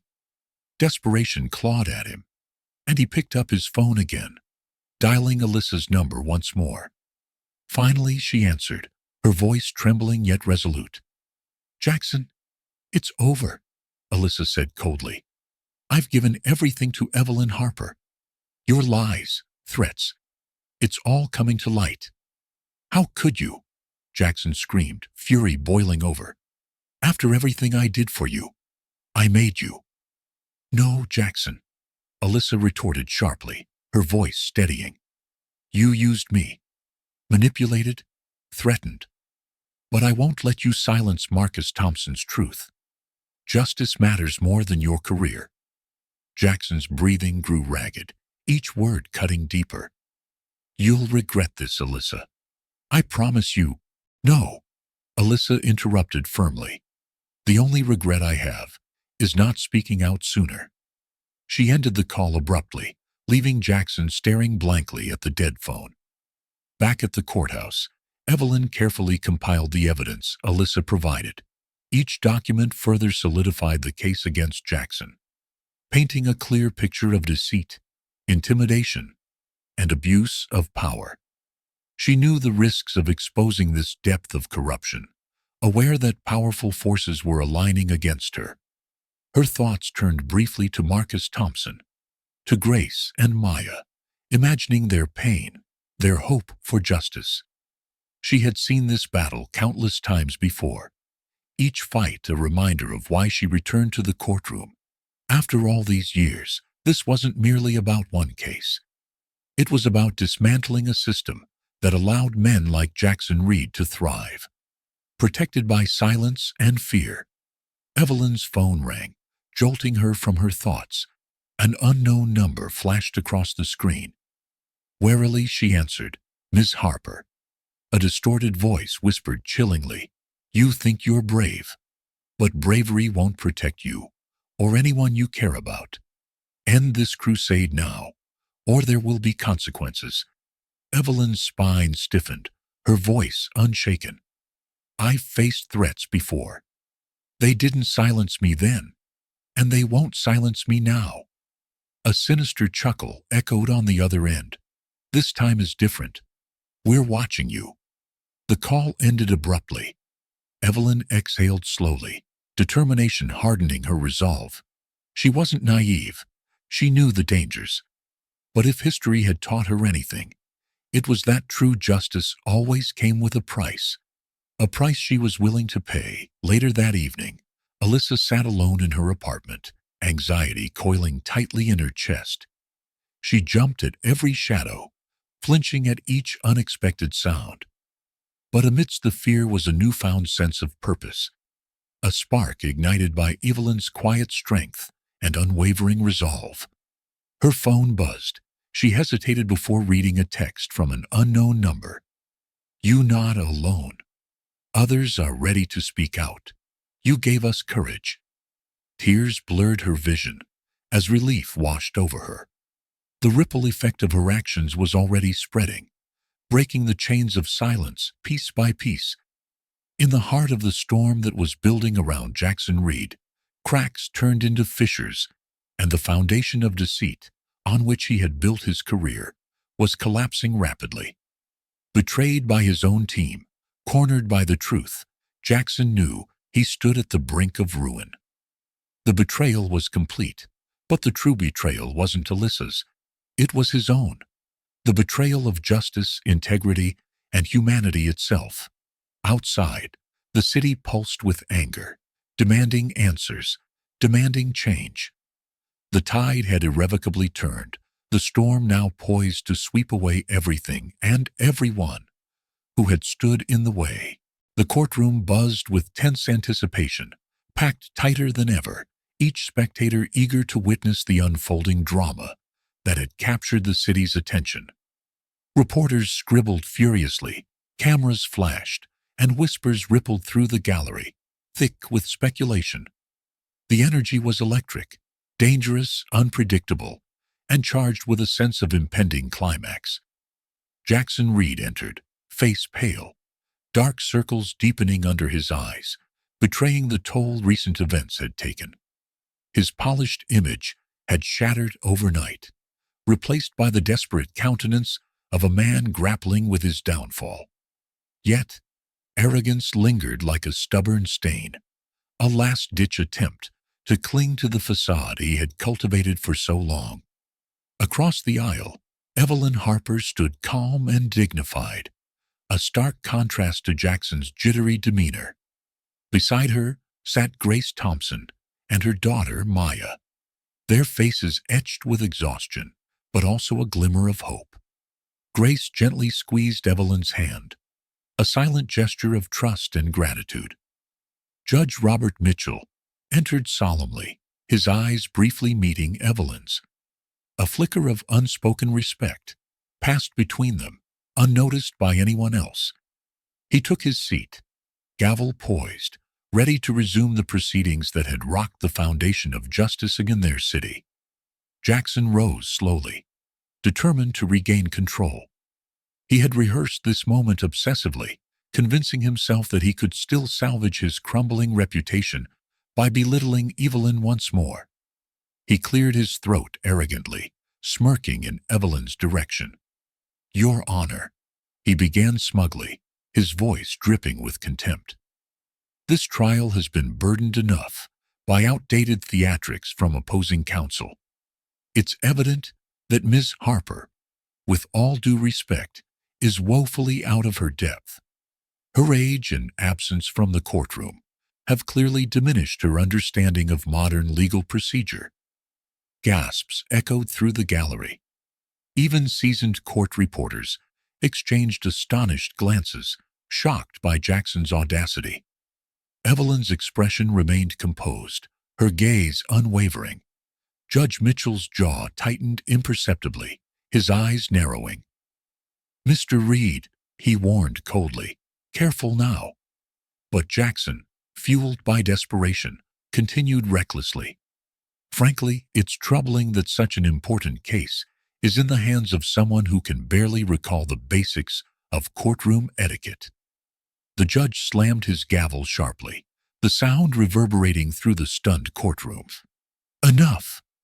The room fell silent instantly, tension thickening like a smothering fog. Judge Mitchell fixed his gaze sternly on Jackson, his voice dangerously calm, yet powerful enough to fill every corner of the courtroom. "Mr. Reed, do you have any idea whom you are speaking to?" Jackson's confident smirk faltered slightly, confusion flickering across his face.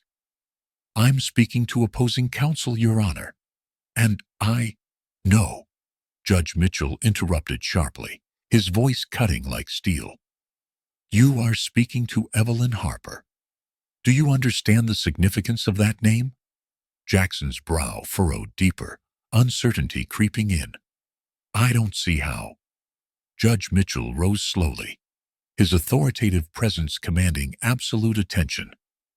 "Miss Harper is not only one of the most distinguished civil rights attorneys this court has ever seen. She was my mentor. Everything I know about justice, integrity, and the law, I learned from her. She shaped my career, my understanding of what it means to serve this court with honor." The courtroom erupted in shocked murmurs. Cameras flashed wildly, reporters' pens scribbling furiously. Jackson's face drained of all color, eyes widening in horror as he realized the devastating weight of the judge's words. His knees weakened, suddenly understanding that he had grossly miscalculated, his arrogance finally landing him in a trap of his own making. Judge Mitchell continued, his voice resonating powerfully. Miss Harper returned from retirement, not because she needs this case, but because justice demands it. Your disrespect for her is an insult to this courtroom, to me, and to the very idea of justice. Evelyn remained poised, her gaze meeting Mitchell's with quiet gratitude. But she never once looked at Jackson, refusing to grant him even a shred of acknowledgement. The judge turned back to Jackson, his eyes cold and unyielding. Mr. Reed, another display like that, and I'll hold you in contempt. Is that understood? Jackson mumbled weakly, voice barely audible. Yes, Your Honor. Evelyn rose calmly, her voice steady, tinged with quiet authority.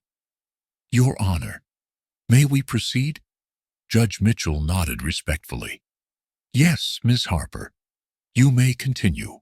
Evelyn stood, addressing the jury with renewed confidence.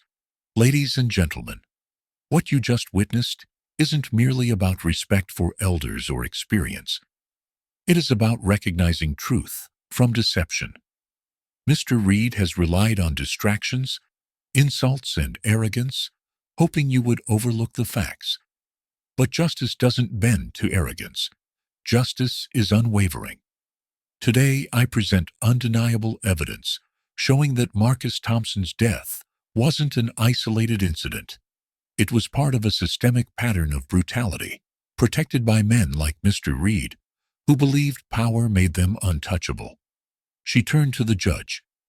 Your Honor, we submit additional evidence, emails, memos, recordings obtained legally from whistleblowers within Mr. Reed's firm and the NYPD. Evidence that shows Mr. Reed himself actively sought to intimidate and silence witnesses. Jackson jolted, panic flooding his expression. Objection, Your Honor. This evidence is inadmissible, obtained through overruled, Judge Mitchell thundered, glaring at Jackson. I will determine admissibility. Continue, Miss Harper. Evelyn handed the evidence to the court clerk, then continued. Marcus Thompson was a young man who had dreams that were brutally ended by unchecked power. But his story isn't isolated. It's repeated countless times, silenced by fear and complicity. Today, you have the power to change that. The jury listened intently, their faces shifting from shock to understanding, fully grasping the gravity of her words. Evelyn's quiet strength resonated powerfully through the courtroom, her voice a beacon of hope amidst the chaos. Jackson sat helplessly, his world unraveling rapidly. He had severely underestimated Evelyn Harper, dismissed her as irrelevant, outdated, powerless. But now, with the judge openly acknowledging her profound influence, he realized his arrogance had blinded him to the simple yet devastating truth. He had mocked not merely an opponent, but an icon of justice itself. The trial continued, Evelyn methodically presenting devastating testimony from witnesses previously too frightened to speak out. Detective Aaron Hughes took the stand, confirming the cover-ups, describing how systemic corruption allowed men like Jackson to bury the truth. Grace Thompson testified, her voice choked with emotion, speaking of the threats she endured. Jackson's attempts at cross-examination grew increasingly desperate, his voice shaking, objections routinely overruled. The jury saw through his tactics, witnessing the unmasking of a man who had once seemed untouchable. By day's end, the public's perception had shifted irrevocably. Evelyn emerged from the courthouse, met by roaring applause from crowds who recognized her courage. Jackson, however, slipped out through a side door, hounded by reporters shouting damning questions He could no longer evade. Alone in his office that evening, Jackson sank into his chair, staring blankly at walls covered in framed accolades, now meaningless reminders of his hollow victories. His phone buzzed repeatedly, calls from powerful figures severing ties, distancing themselves from his impending ruin. He tossed his phone aside, collapsing under the unbearable weight of defeat. Meanwhile, Evelyn sat quietly with Grace and Maya, their faces illuminated with newfound hope. Grace's voice trembled softly. "Miss Harper, when the judge spoke about you, it felt like Marcus was finally being seen, truly recognized." Evelyn smiled gently, eyes shimmering. "This was never just about me. It was always about him, about every Marcus who never received justice. But today, the scales tipped toward truth." Maya hugged Evelyn tightly. "Thank you for fighting for my brother." Evelyn embraced her warmly, her heart heavy yet hopeful. "The fight isn't over, but together, we'll ensure his voice is never silenced again." The courtroom drama had exposed more than corruption. It had revealed the heart of justice, embodied in Evelyn Harper, a woman whose quiet strength had just shattered the arrogance of power, laying bare the truths too often ignored. Jackson Reed paced his darkened office, haunted by echoes of Judge Mitchell's stinging rebuke. The confident, charismatic lawyer, who once commanded respect, now appeared as a shadow of his former self. Newspapers scattered across his desk screamed bold headlines: "Fallen lawyer mocked civil rights icon. City in uproar." His phone buzzed incessantly. Frustrated, Jackson glanced down to see the name flashing: Chief Callahan. His heart skipped a beat.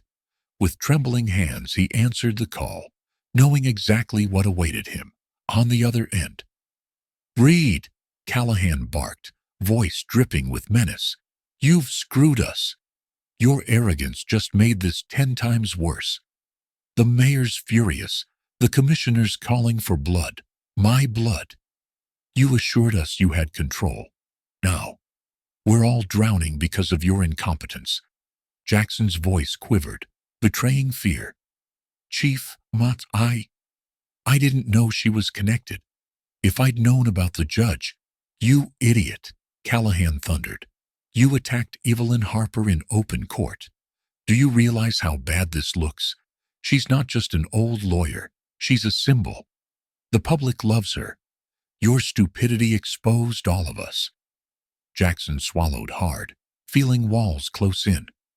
"Chief, maybe if we lay low, discredit some witnesses—" "Lay low," Callahan scoffed bitterly. "You've got whistleblowers popping up everywhere. Your own associate just betrayed you. Alyssa Bennett is singing like a bird, feeding everything to Harper. It's over, Reed. The only way out is to bury this, fast. Make the evidence disappear or else." The line went dead. Jackson's heart raced. He sank into his chair, trembling, cold sweat drenching his back. Callahan's threats were clear. His world was crumbling, every thread of protection unraveling. He realized in horror he was disposable, just another pawn in a brutal game of power. Shakily, Jackson reached for a hidden drawer in his desk. Inside lay a burner phone and fake passports he'd kept for emergencies. He stared at them, contemplating escape. Could he flee before charges hit? Could he outrun the firestorm he'd ignited? But thoughts of escape were disrupted by a sharp knock on his door. He jumped, panic surging. Who's there?" The door creaked open slowly, revealing Alyssa Bennett, standing defiantly, clutching a folder thick with damning documents. Her eyes, once filled with admiration for Jackson, now burned with righteous anger. "Alyssa?" Jackson's voice cracked, desperate. "What are you doing here?" "I came to say goodbye," she said coldly, stepping into the room. "And to tell you it's over. The DA has everything. Your emails, your threats, your bribes. It's finished. Jackson sprang to his feet, livid, voice shaking with fury and fear. You betrayed me. After everything I did for you, I made your career. No, Alyssa retorted firmly. You poisoned my career. I wanted justice, but you taught me corruption. You destroyed lives, families. Marcus Thompson died because men like you believed power meant impunity. Jackson slammed his fist on the desk, voice rising. And what about you? You'll burn too. You're complicit. Alyssa remained unflinching. If I go down for telling the truth, it'll be worth it. I'm done hiding behind lies, Jackson. Unlike you, I'm ready to face the consequences. She tossed the folder onto his desk. Take a good look. It's your legacy. Every corrupt act documented. Evelyn Harper has copies. The media will know by morning. Jackson lunged toward the folder, tearing it open. He flipped through pages rapidly, blood draining from his face as he read the contents. Proof of bribed witnesses, falsified testimonies, buried evidence. He collapsed into his chair, stunned. Alyssa, wait, he stammered weakly, voice desperate. We can fix this. No, she said, heading for the door. This isn't fixable. You mocked justice, and now it's mocking you back. She left swiftly, slamming the door. Silence crushed the room. Jackson sat trembling, heart pounding violently. He scanned the incriminating documents, feeling panic suffocate him. He had never imagined his downfall would be orchestrated by someone he trusted, someone he once thought he controlled. Desperation drove him to pick up the burner phone, dialing Chief Callahan's private number with shaky hands. Chief, he gasped. Alyssa turned over everything. The DI has all the evidence. They'll come for us all. Callahan cursed violently. You pathetic coward. You promised to handle this. If I go down, you'll go down harder. You're on your own now, Reed. Wait, Jackson pleaded frantically. You can't abandon me. You abandoned yourself, Callahan sneered. I'll save my own skin. You're finished. The call ended abruptly. Jackson sat frozen, abandoned, betrayed by the very system he'd protected. He thought of Evelyn Harper's calm eyes, how he'd mocked her age, her experience. Yet now it was Evelyn, old, quiet Evelyn, who had toppled his empire with the grace and strength he'd ridiculed. A sudden crash startled him, glass shattering.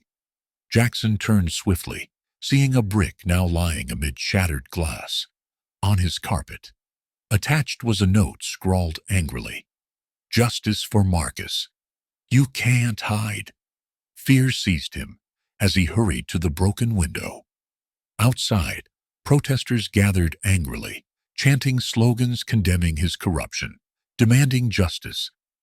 TV cameras surrounded his office building, reporters documenting his downfall. Jackson stumbled backward, realizing he was now public enemy number one. He fell to his knees, clutching his head. No, he muttered frantically. This can't be happening. Hours passed as Jackson sat paralyzed, awaiting the inevitable.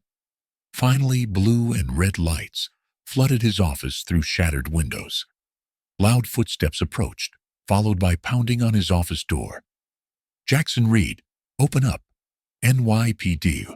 Jackson hesitated, then rose slowly, hands trembling as he unlocked the door. Uniformed officers burst inside, handcuffs ready. Jackson Reed, the lead officer stated firmly, you're under arrest for conspiracy, obstruction of justice, witness intimidation, and evidence tampering. The cuffs clicked around his wrists, cold and unforgiving. Reporters snapped photos outside, immortalizing his humiliation. As officers led him out, Jackson noticed Evelyn Harper standing quietly among the crowd. Their eyes met. There was no triumph in hers, only a deep, somber sadness. He felt an overwhelming surge of shame. He had mocked her for being irrelevant, weak, outdated. Yet she stood victorious, unbroken, while his world shattered beneath him. He was forced into a police car, sirens wailing. As they drove away, Jackson watched protesters cheer, chanting Evelyn's name, now a symbol of hope, courage, and justice. Meanwhile, Evelyn returned to Grace Thompson's modest apartment, where Grace and Maya waited anxiously. News reports filled the room, describing Jackson's dramatic arrest. Grace hugged Evelyn tightly, tears streaming. "You did it. Marcus can rest now." Evelyn held Grace gently. "Marcus's spirit fought with us, but justice is never just about one person. It's a constant struggle." Maya looked up, hopeful. "But today we won." Evelyn smiled softly. "Today, yes. And that's a start." Outside, the city watched Jackson Reed's downfall unfold. An arrogant lawyer's empire, collapsing under the weight of truth. Justice, embodied by an elderly woman he had mocked, prevailed quietly, powerfully. In that moment, Evelyn Harper reminded the city of something it had long forgotten. No matter how entrenched corruption might be, truth, when spoken bravely, can crumble empires built on arrogance and lies. Jackson Reed's humiliation echoed far beyond that night, marking a turning point, one that had begun not with shouting, but with Evelyn's calm voice, quietly demanding justice and refusing to bow before power. As dawn broke over New York City, the once powerful empire of Jackson Reed and his allies lay in ruins, scattered across morning headlines that screamed accusations and revelations of corruption, brutality, and betrayal.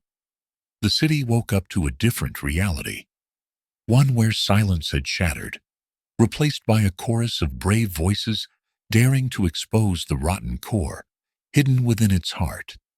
In her small, cluttered apartment, Alyssa Bennett sat on the edge of her bed, watching the news with wide, anxious eyes. The weight of her decision pressed heavily upon her. Images of Jackson Reed's arrest replayed on the television, his face pale and hollow, a stark contrast to the arrogant figure she once admired.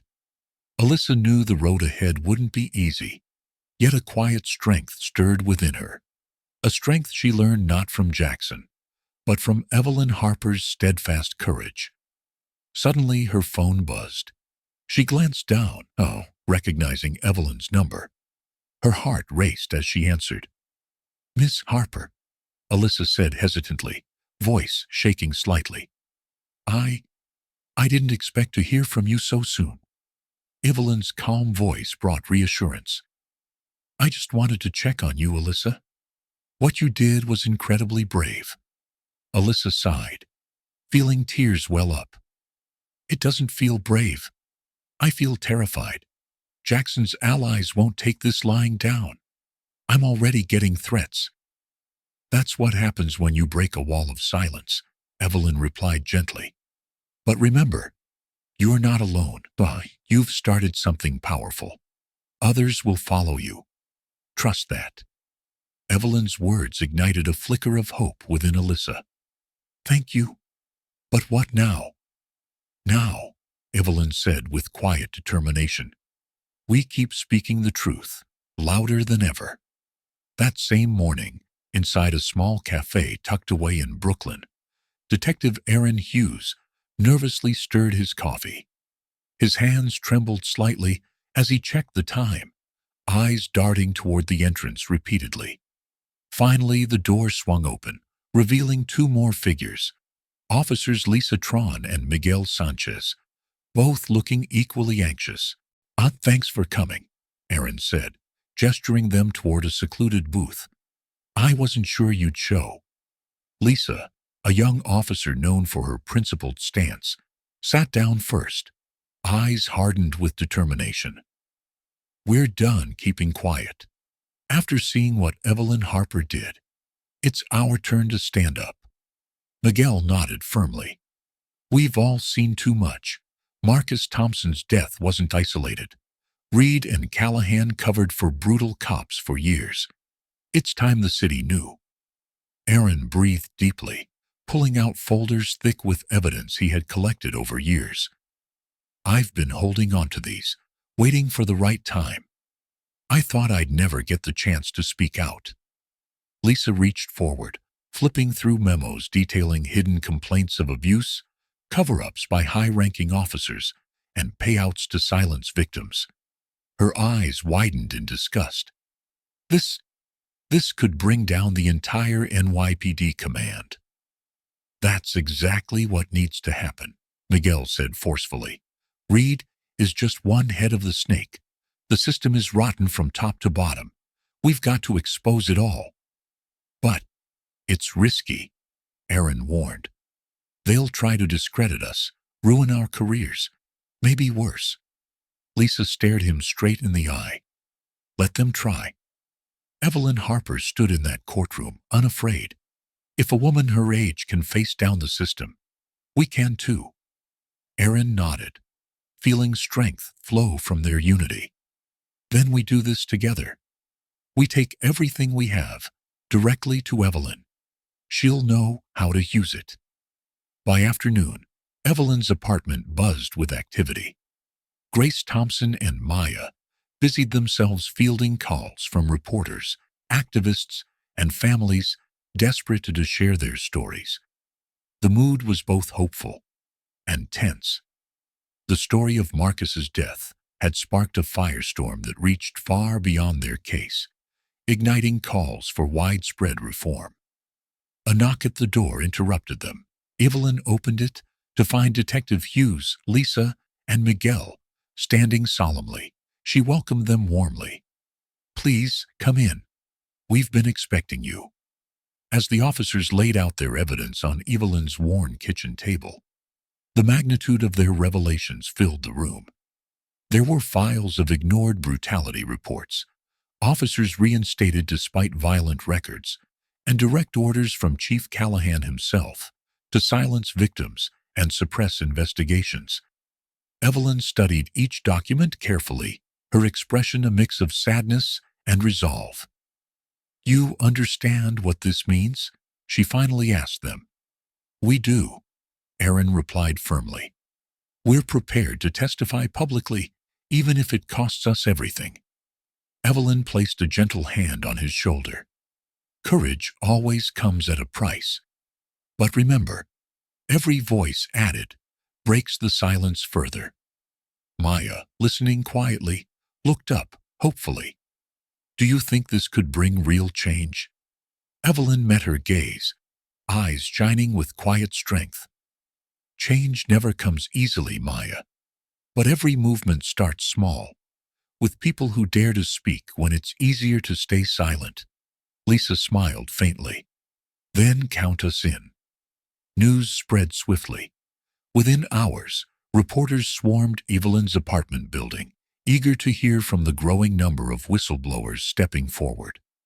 The city watched in shock as officer after officer came forward, revealing a pattern of violence and corruption long hidden beneath a polished facade. At a press conference on the courthouse steps, Evelyn stood surrounded by Aaron, Lisa, Miguel, and other courageous voices, now choosing truth over silence. Her voice carried the quiet power that had shaken the very foundations of injustice just days before. Today, brave individuals have chosen to break a wall of silence that has protected corruption and brutality within our police force for far too long. Evelyn spoke calmly but firmly. Their courage must be met with action, accountability, and true reform. The death of Marcus Thompson was not an isolated tragedy, but a symptom of a deeply flawed system. It's time for change. Reporters clamored with questions. Cameras flashed. Evelyn raised a gentle hand, quieting the crowd. Let these brave officers speak, she urged, stepping aside. One by one, Aaron, Lisa, and Miguel shared their stories openly, exposing the hidden truths behind the city's shiny badge of authority. The power of their words resonated deeply, sparking outrage, inspiring others within the ranks to speak out. The wall of silence wasn't just cracking, it was crumbling rapidly. Watching from prison, Jackson Reed saw his former colleagues now denounce the system he had protected, their bravery shaming him further. His empire hadn't just fallen, it had ignited a revolution he never anticipated. Chief Callahan, holed up in his office, felt the pressure mounting as calls flooded in, demanding his resignation. The mayor, city council, and citizens all demanded answers and accountability. His once untouchable position now teetered dangerously on the brink of collapse. As evening fell, Evelyn stood quietly on her apartment balcony, Grace and Maya beside her. The city lights sparkled, vibrant yet turbulent beneath them. Grace took Evelyn's hand, voice trembling with emotion. Marcus's life mattered. Look at what his story started. Evelyn squeezed her hand gently, offering a tired yet determined smile. Marcus's story started something that can never be undone. Today, these brave voices broke a wall of silence. Tomorrow, we rebuild something better. Below them, the city stirred restlessly, awakened, demanding justice, not just for Marcus, but for every silenced voice that had waited too long to be heard. The city's eyes were fixated on the courtroom, a battleground where truth and power collided in the final act of a drama that had gripped New York. As Evelyn Harper prepared for the closing arguments, the courtroom was packed beyond capacity. Journalists scribbled feverishly, family members of victims sat anxiously, and ordinary citizens filled the aisles, each hoping for justice to finally prevail. The tension was palpable, thickening the air until every breath felt weighted with anticipation. Evelyn stood in a small private chamber behind the courtroom, gathering her thoughts. In her hands, she held a photograph of Marcus Thompson, young and full of dreams, his eyes sparkling with life. Life extinguished by a system that valued power over justice. She touched the image gently, feeling the weight of every person who had come before him, and all who might follow, if this fight was lost. Behind her, the door opened softly. Grace Thompson entered, eyes red from sleepless nights, yet filled with quiet determination. She approached Evelyn, placing a warm hand on her shoulder. "Miss Harper," Grace began softly, "you've done so much. Whatever happens, thank you." Evelyn turned, meeting Grace's eyes, seeing in them a strength forged by loss and hope. "It's not over yet, Grace," she said gently. "We've only just begun." The two women embraced, a silent bond of shared pain and unyielding resolve. As they pulled apart, Evelyn straightened her shoulders, took a deep breath, and stepped forward, walking into the courtroom, ready for the battle that awaited. Across the aisle, Jackson Reed sat hunched, a shadow of the arrogant figure he once was. His expensive suit now seemed like an ill-fitting disguise, no longer able to mask the desperation beneath. Beside him, his table was nearly empty, his team scattered, many distancing themselves publicly to save their own careers. Jackson glanced toward Evelyn, bitterness mingling with envy. How had this elderly woman dismantled his carefully built empire? The judge entered, signaling everyone to rise. Judge Robert Mitchell's expression remained neutral, though Evelyn detected a subtle flicker of respect in his eyes. It steadied her. She knew he could not show bias, yet his presence reminded her of a young idealist she once mentored, full of belief in justice. That belief still lingered, dormant perhaps, but alive. Judge Mitchell's gavel echoed through the room. "We will hear closing arguments," he declared, eyes falling upon Jackson. "Mr. Reed, you may proceed." Jackson rose slowly, his former swagger replaced by hesitant, almost defeated movements. He cleared his throat, gripping the edges of the podium tightly. His voice, once confident, now trembled with an uncertainty foreign to him.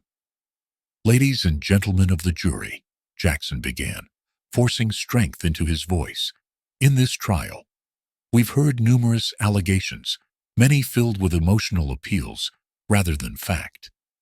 He glanced toward Evelyn, bitterness flashing in his eyes. "It's easy to get swept away by stories of injustice, yet we must remember our duty is to seek the truth." He paused, glancing around the courtroom, as if searching for support, finding only cold stares and muted murmurs. "The officers accused have served this city for years, facing dangers none of us can imagine. Mistakes happen, but that does not equate to criminality." His words felt hollow, rehearsed. Jackson stumbled, losing his place momentarily, before ending abruptly, "I urge you to consider the facts over emotion." As Jackson retreated to his seat, the silence in the courtroom was deafening.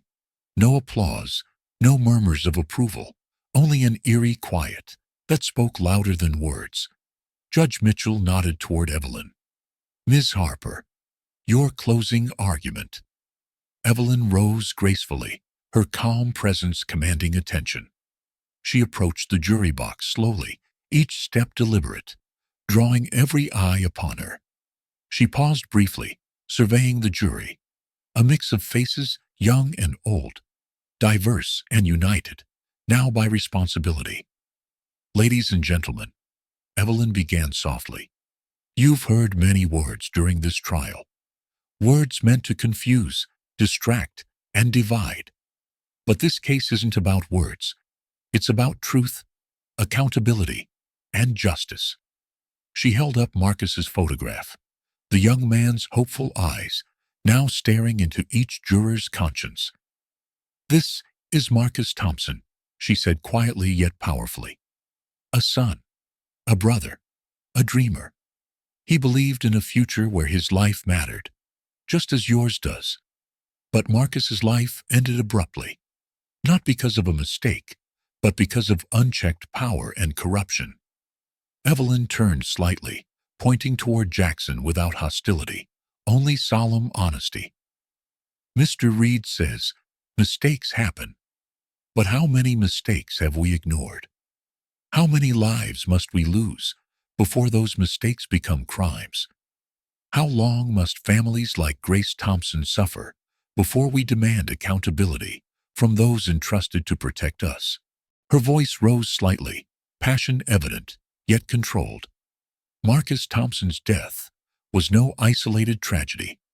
It revealed a pattern hidden behind badges and blue uniforms, a system that valued silence over integrity, power over truth.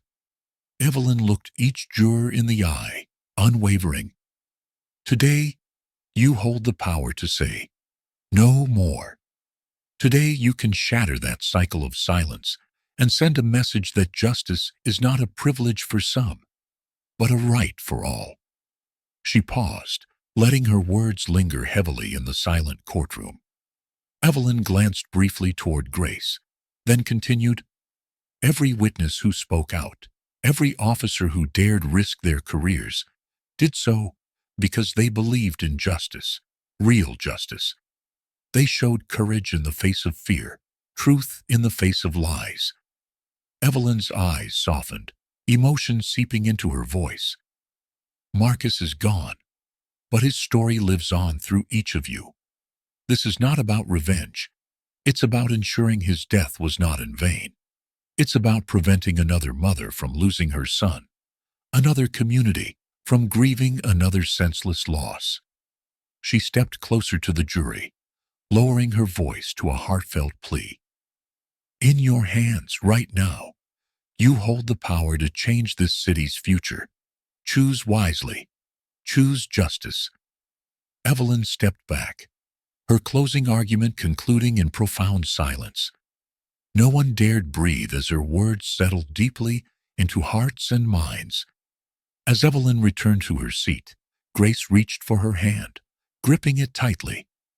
"That was beautiful," Grace whispered, tears glistening in her eyes. Evelyn squeezed her hand gently. Hope reflected in her gaze. Judge Mitchell addressed the jury, giving final instructions. As they filed out to deliberate, the courtroom erupted into muted whispers, many eyes following Evelyn with awe and respect. She felt exhausted yet strangely peaceful, knowing she had done all she could. Across the aisle, Jackson sat alone, head bowed. He knew defeat loomed, yet strangely felt a sense of relief, a twisted liberation from a life built on deception and arrogance. Hours passed slowly, tension building as minutes stretched into eternity. Finally, the jury returned. All rose in silence as the foreperson stood, voice clear and unwavering. Your Honor, we have reached a verdict. Evelyn held Grace's hand tighter, heart pounding, as Judge Mitchell nodded. Please, proceed. The foreperson took a deep breath. We, the jury, find the defendants guilty. The courtroom exploded with gasps, cries, applause. A wave of emotion crashing over Evelyn, Grace, and Maya, mingling tears of joy with relief and profound sadness. Justice had been served, yet the cost weighed heavily on everyone. Grace whispered softly, tears streaming. You did it, Evelyn. Marcus's life wasn't wasted. Evelyn embraced her, feeling Marcus's spirit present in their victory. No, Grace, she corrected gently. We did it, together. Across the courtroom, Jackson slumped in his chair, defeated yet strangely freed. He looked toward Evelyn, envy replaced by grudging respect. His arrogance shattered.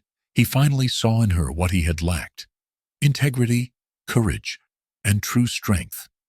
Outside the courthouse, crowds cheered, demanding further change, inspired by Evelyn's powerful words.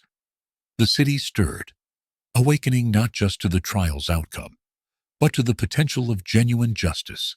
Justice that, after today, seemed finally within reach. The courtroom buzzed with a mix of relief, jubilation, and somber reflection. The word guilty still reverberated through the air, echoing off the polished wooden walls. Families hugged tightly, tears flowing freely. Activists and citizens who had long fought for reform nodded solemnly, savoring this rare victory, knowing its weight. Evelyn Harper stood quietly amidst the noise, a calm center in the swirling storm of emotions. Her heart was heavy yet fulfilled. The guilty verdict was a victory not just for Marcus Thompson, but for all who suffered under unchecked power. Evelyn's eyes met those of Grace and Maya Thompson, both embracing tightly, tears streaming silently down their faces, their relief and grief intertwined. Judge Mitchell called for order once again, bringing the chaotic room back to silence with the strike of his gavel. Sentencing will be set at a later date, he announced gravely, his voice betraying none of the turmoil he felt inside. Yet his eyes lingered on Evelyn briefly, a subtle acknowledgement of gratitude and admiration. Jackson Reed remained seated, shoulders slumped, face pale. This defeat was more than a courtroom loss. It was a personal humiliation, stripping away his carefully constructed facade of invincibility. As the crowd began to disperse, reporters swarmed him, their questions sharp, relentless. Mr. Reed, will you appeal? One journalist shouted. Do you regret your actions? Another pressed. Jackson pushed past them in silence, eyes downcast, a shadow of the man who had once commanded attention with arrogance and charm. Behind the cameras, his gaze fell on Evelyn one final time. For a fleeting moment, he felt a deep shame and, unexpectedly, respect. She had defeated him, not through manipulation or aggression, but with unwavering truth and integrity. Evelyn was surrounded now by reporters, eager to capture her reaction. Microphones thrust toward her, cameras flashing, everyone hungered for her words. Miss Harper, what does this verdict mean to you? Asked a young reporter earnestly. Evelyn looked into the sea of faces, choosing her words carefully. "It means justice was finally heard today," she replied calmly. "But this is just one step. There are still countless others waiting for their voices to be acknowledged. Justice today means hope for tomorrow." As reporters clamored for more, Evelyn gently excused herself, moving toward Grace and Maya. Grace reached out first, pulling Evelyn into a heartfelt embrace. "You gave Marcus his dignity back," Grace whispered softly, her voice thick with emotion. "I know he's smiling down right now, proud." Evelyn held her tightly, feeling the weight of Grace's words settle deep within her soul.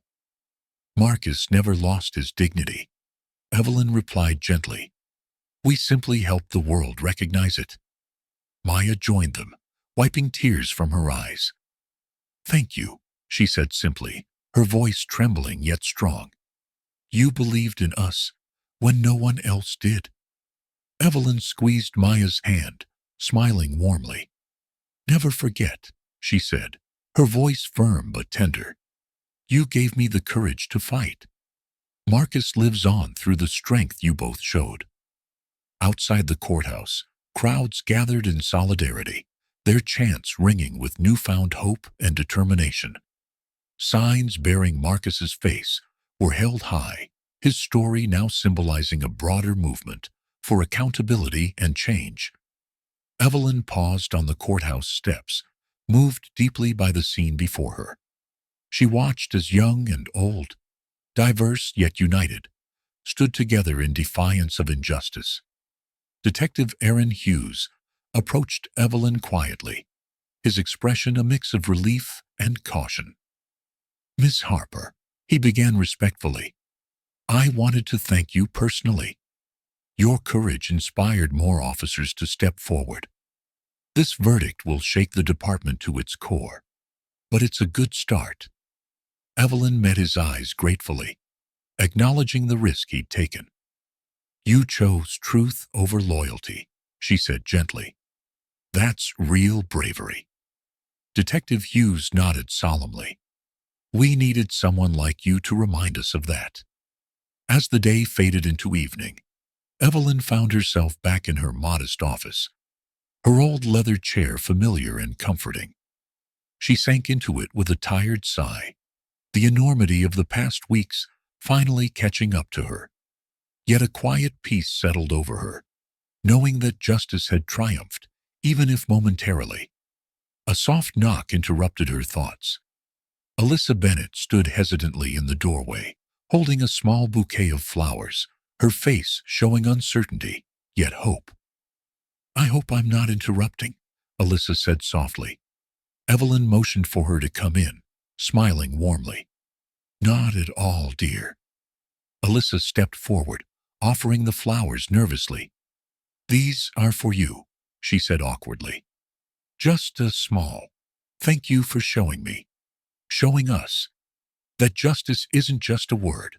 Evelyn regarded Alyssa proudly, seeing in her the spark of a new generation, ready to carry forward the work she had begun so long ago.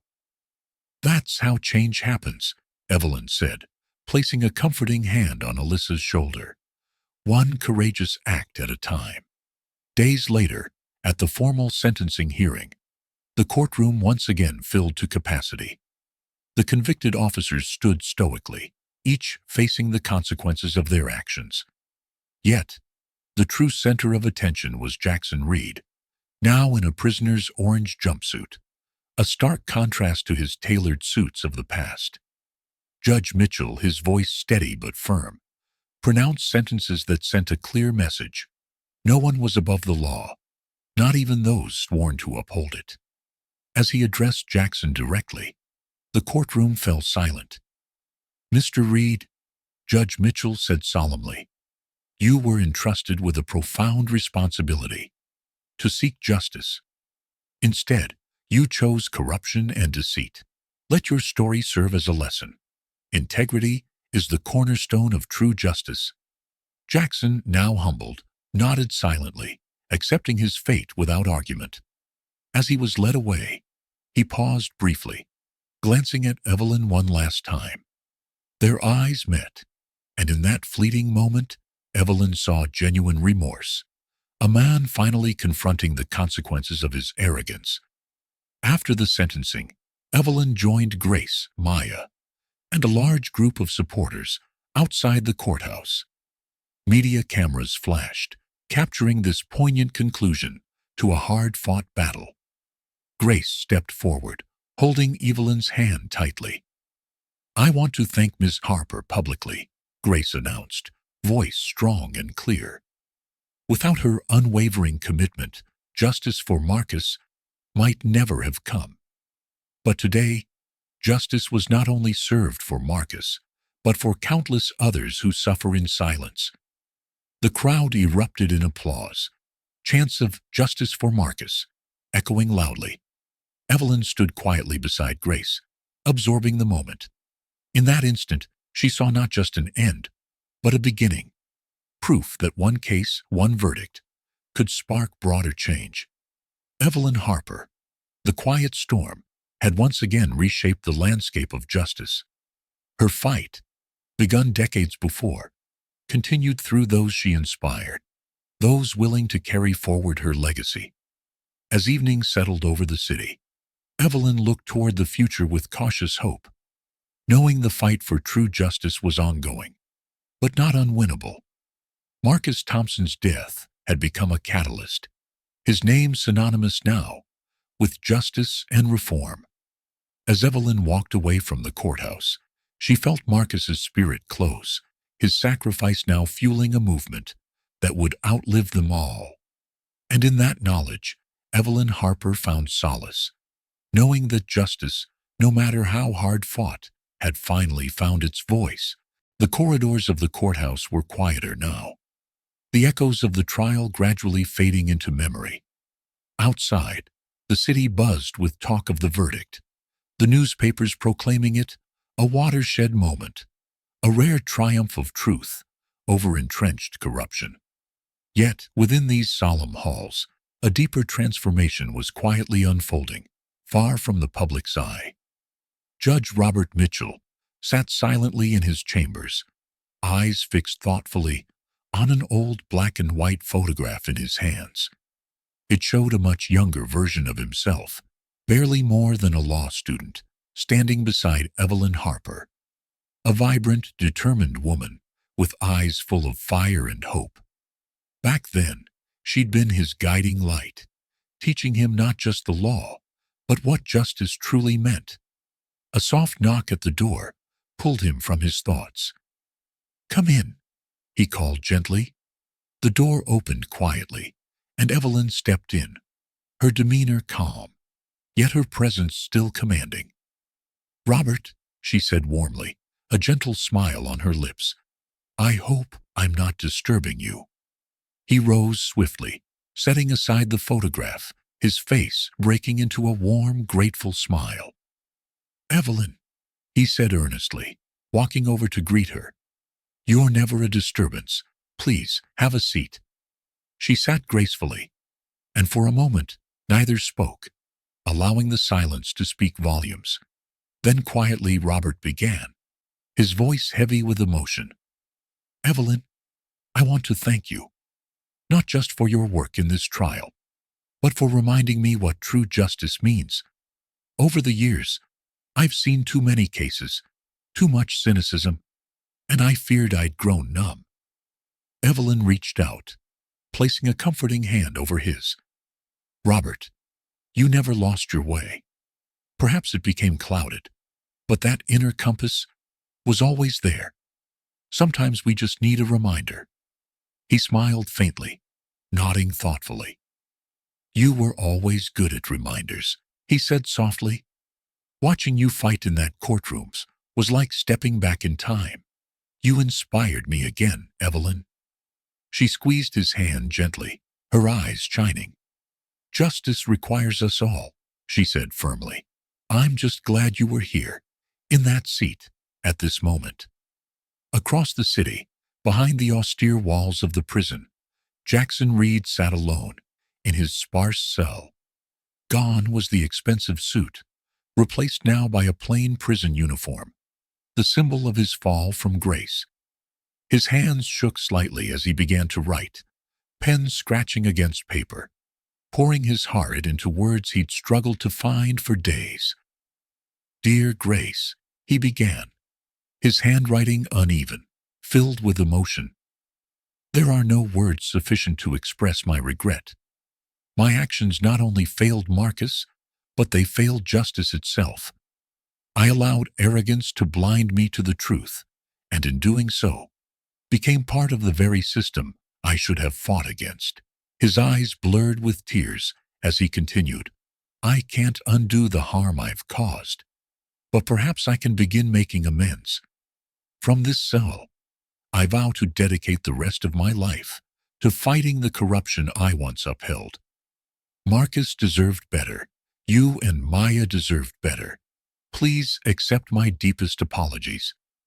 He signed the letter with a trembling hand, the weight of genuine remorse evident in every word.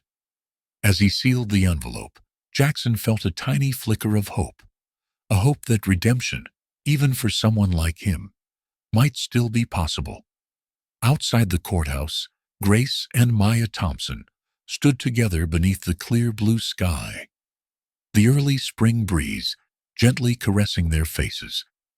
They watched quietly as workers installed a large, beautifully carved stone plaque in the courthouse plaza, bearing Marcus's name, his life and death, now a permanent reminder of the cost of injustice and the power of truth.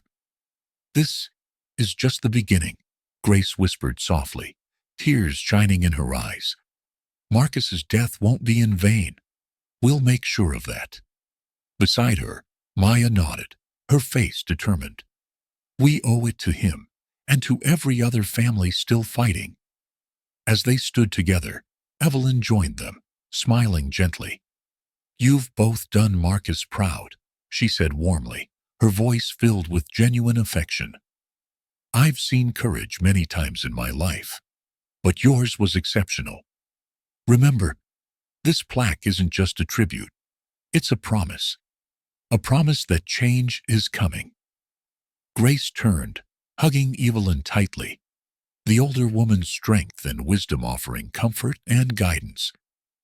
"None of this would have happened without you," Grace said emotionally. "You didn't just win a case. You changed lives." Evelyn shook her head modestly. "No," she corrected gently. "We did this together, and together is how we'll continue. The fight for justice never ends, but neither does our determination." The courtroom buzzed with a mix of relief, jubilation, and somber reflection. The word "guilty" still reverberated through the air, echoing off the polished wooden walls. Families hugged tightly, tears flowing freely. Activists and citizens who had long fought for reform nodded solemnly, savoring this rare victory, knowing its weight. Evelyn Harper stood quietly amidst the noise, a calm center in the swirling storm of emotions. Her heart was heavy yet fulfilled. The guilty verdict was a victory not just for Marcus Thompson, but for all who suffered under unchecked power. Evelyn's eyes met those of Grace and Maya Thompson, both embracing tightly, tears streaming silently down their faces, their relief and grief intertwined. Judge Mitchell called for order once again, bringing the chaotic room back to silence with the strike of his gavel. "Sentencing will be set at a later date," he announced gravely, his voice betraying none of the turmoil he felt inside. Yet his eyes lingered on Evelyn briefly, a subtle acknowledgement of gratitude and admiration. Jackson Reed remained seated, shoulders slumped, face pale. This defeat was more than a courtroom loss. It was a personal humiliation, stripping away his carefully constructed facade of invincibility. As the crowd began to disperse, reporters swarmed him, their questions sharp, relentless. "Mr. Reed, will you appeal?" one journalist shouted. "Do you regret your actions?" Another pressed. Jackson pushed past them in silence, eyes downcast, a shadow of the man who had once commanded attention with arrogance and charm. Behind the cameras, his gaze fell on Evelyn one final time. For a fleeting moment, he felt a deep shame and unexpectedly respect. She had defeated him, not through manipulation or aggression, but with unwavering truth and integrity. Evelyn was surrounded now by reporters, eager to capture her reaction. Microphones thrust toward her, cameras flashing, everyone hungered for her words. "Miss Harper, what does this verdict mean to you?" asked a young reporter earnestly. Evelyn looked into the sea of faces, choosing her words carefully. "It means justice was finally heard today," she replied calmly. "But this is just one step. There are still countless others waiting for their voices to be acknowledged. Justice today means hope for tomorrow." As reporters clamored for more, Evelyn gently excused herself, moving toward Grace and Maya. Grace reached out first, pulling Evelyn into a heartfelt embrace. "You gave Marcus his dignity back," Grace whispered softly, her voice thick with emotion. "I know he's smiling down right now, proud." Evelyn held her tightly, feeling the weight of Grace's words settle deep within her soul. "Marcus never lost his dignity," Evelyn replied gently. "We simply helped the world recognize it." Maya joined them, wiping tears from her eyes. "Thank you," she said simply, her voice trembling yet strong. "You believed in us when no one else did." Evelyn squeezed Maya's hand, smiling warmly. "Never forget," she said, her voice firm but tender. "You gave me the courage to fight. Marcus lives on through the strength you both showed." Outside the courthouse, crowds gathered in solidarity, their chants ringing with newfound hope and determination. Signs bearing Marcus's face were held high, his story now symbolizing a broader movement for accountability and change. Evelyn paused on the courthouse steps, moved deeply by the scene before her. She watched as young and old, diverse yet united, stood together in defiance of injustice. Detective Aaron Hughes approached Evelyn quietly, his expression a mix of relief and caution. "Miss Harper," he began respectfully, "I wanted to thank you personally.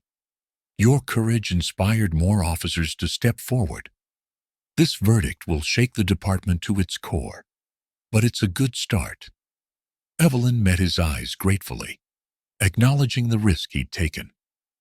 "You chose truth over loyalty," she said gently. "That's real bravery." Detective Hughes nodded solemnly. "We needed someone like you to remind us of that." As the day faded into evening, Evelyn found herself back in her modest office, her old leather chair familiar and comforting. She sank into it with a tired sigh, the enormity of the past weeks finally catching up to her. Yet a quiet peace settled over her, knowing that justice had triumphed, even if momentarily. A soft knock interrupted her thoughts. Alyssa Bennett stood hesitantly in the doorway, holding a small bouquet of flowers, her face showing uncertainty, yet hope. "I hope I'm not interrupting," Alyssa said softly. Evelyn motioned for her to come in, smiling warmly. "Not at all, dear." Alyssa stepped forward, offering the flowers nervously. "These are for you," she said awkwardly. "Just a small thank you for showing us, that justice isn't just a word." In response, Mayor Harrison announced sweeping reforms within the NYPD, driven in part by public outcry, but also by genuine reflection.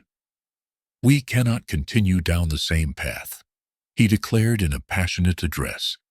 "Today we commit to change, real, lasting change." Marcus Thompson's death must mark a turning point. Within the police department itself, Detective Aaron Hughes quietly became a symbol of hope and integrity. Though some colleagues still saw him as a traitor, many others sought him out privately, whispering their own stories of moral struggle, inspired by his courage. Together, they began working quietly but persistently, pushing from within for accountability, transparency, and genuine community healing. Months later, Grace and Maya stood proudly at the official opening of the Marcus Thompson Foundation, an organization dedicated to supporting families fighting for justice against police violence. Hundreds gathered for the event, among them Evelyn, Judge Mitchell, Alyssa, and even Jackson Reed's family, who quietly extended their support, seeking to make amends. As Grace spoke to the crowd, her voice trembled slightly, but carried immense strength. Marcus dreamed of a world where justice wasn't reserved for the privileged few, she said passionately. His death was a tragedy, but from it springs hope. Together, we will build a future where no family has to endure what we did. That will be Marcus's true legacy. Applause erupted, echoing through the city streets, loud and powerful. A united cry for change, long overdue, but finally within reach. In her quiet moments, Evelyn often thought of Marcus, of the lives touched by his story, and the journey ahead. The path of justice was arduous, its victories often fleeting. Yet every step mattered. Every voice raised, every small triumph. It all counted. It was how change happened, slowly but surely in moments like these. As Evelyn walked away from the foundation's opening ceremony, twilight descending gently over the city, she felt a deep sense of fulfillment. She had fought many battles in her life, seen both despair and hope. Yet today, hope felt stronger than ever before. Because today, she knew the fight for justice had gained powerful new allies. Voices unafraid, hearts unyielding. And with them, the promise of a brighter tomorrow had never been closer. If this story touched your heart, let us know in the comments below. We'd love to hear your thoughts, reflections, and any similar experiences you might want to share. Every voice matters, and yours can inspire someone else to stand up for justice, empathy, and change. Don't forget to hit that subscribe button and ring the bell so you don't miss our next powerful story. We have more heartfelt tales of courage, redemption, and hope coming your way soon. Thank you for watching, and remember, together, we can make a difference.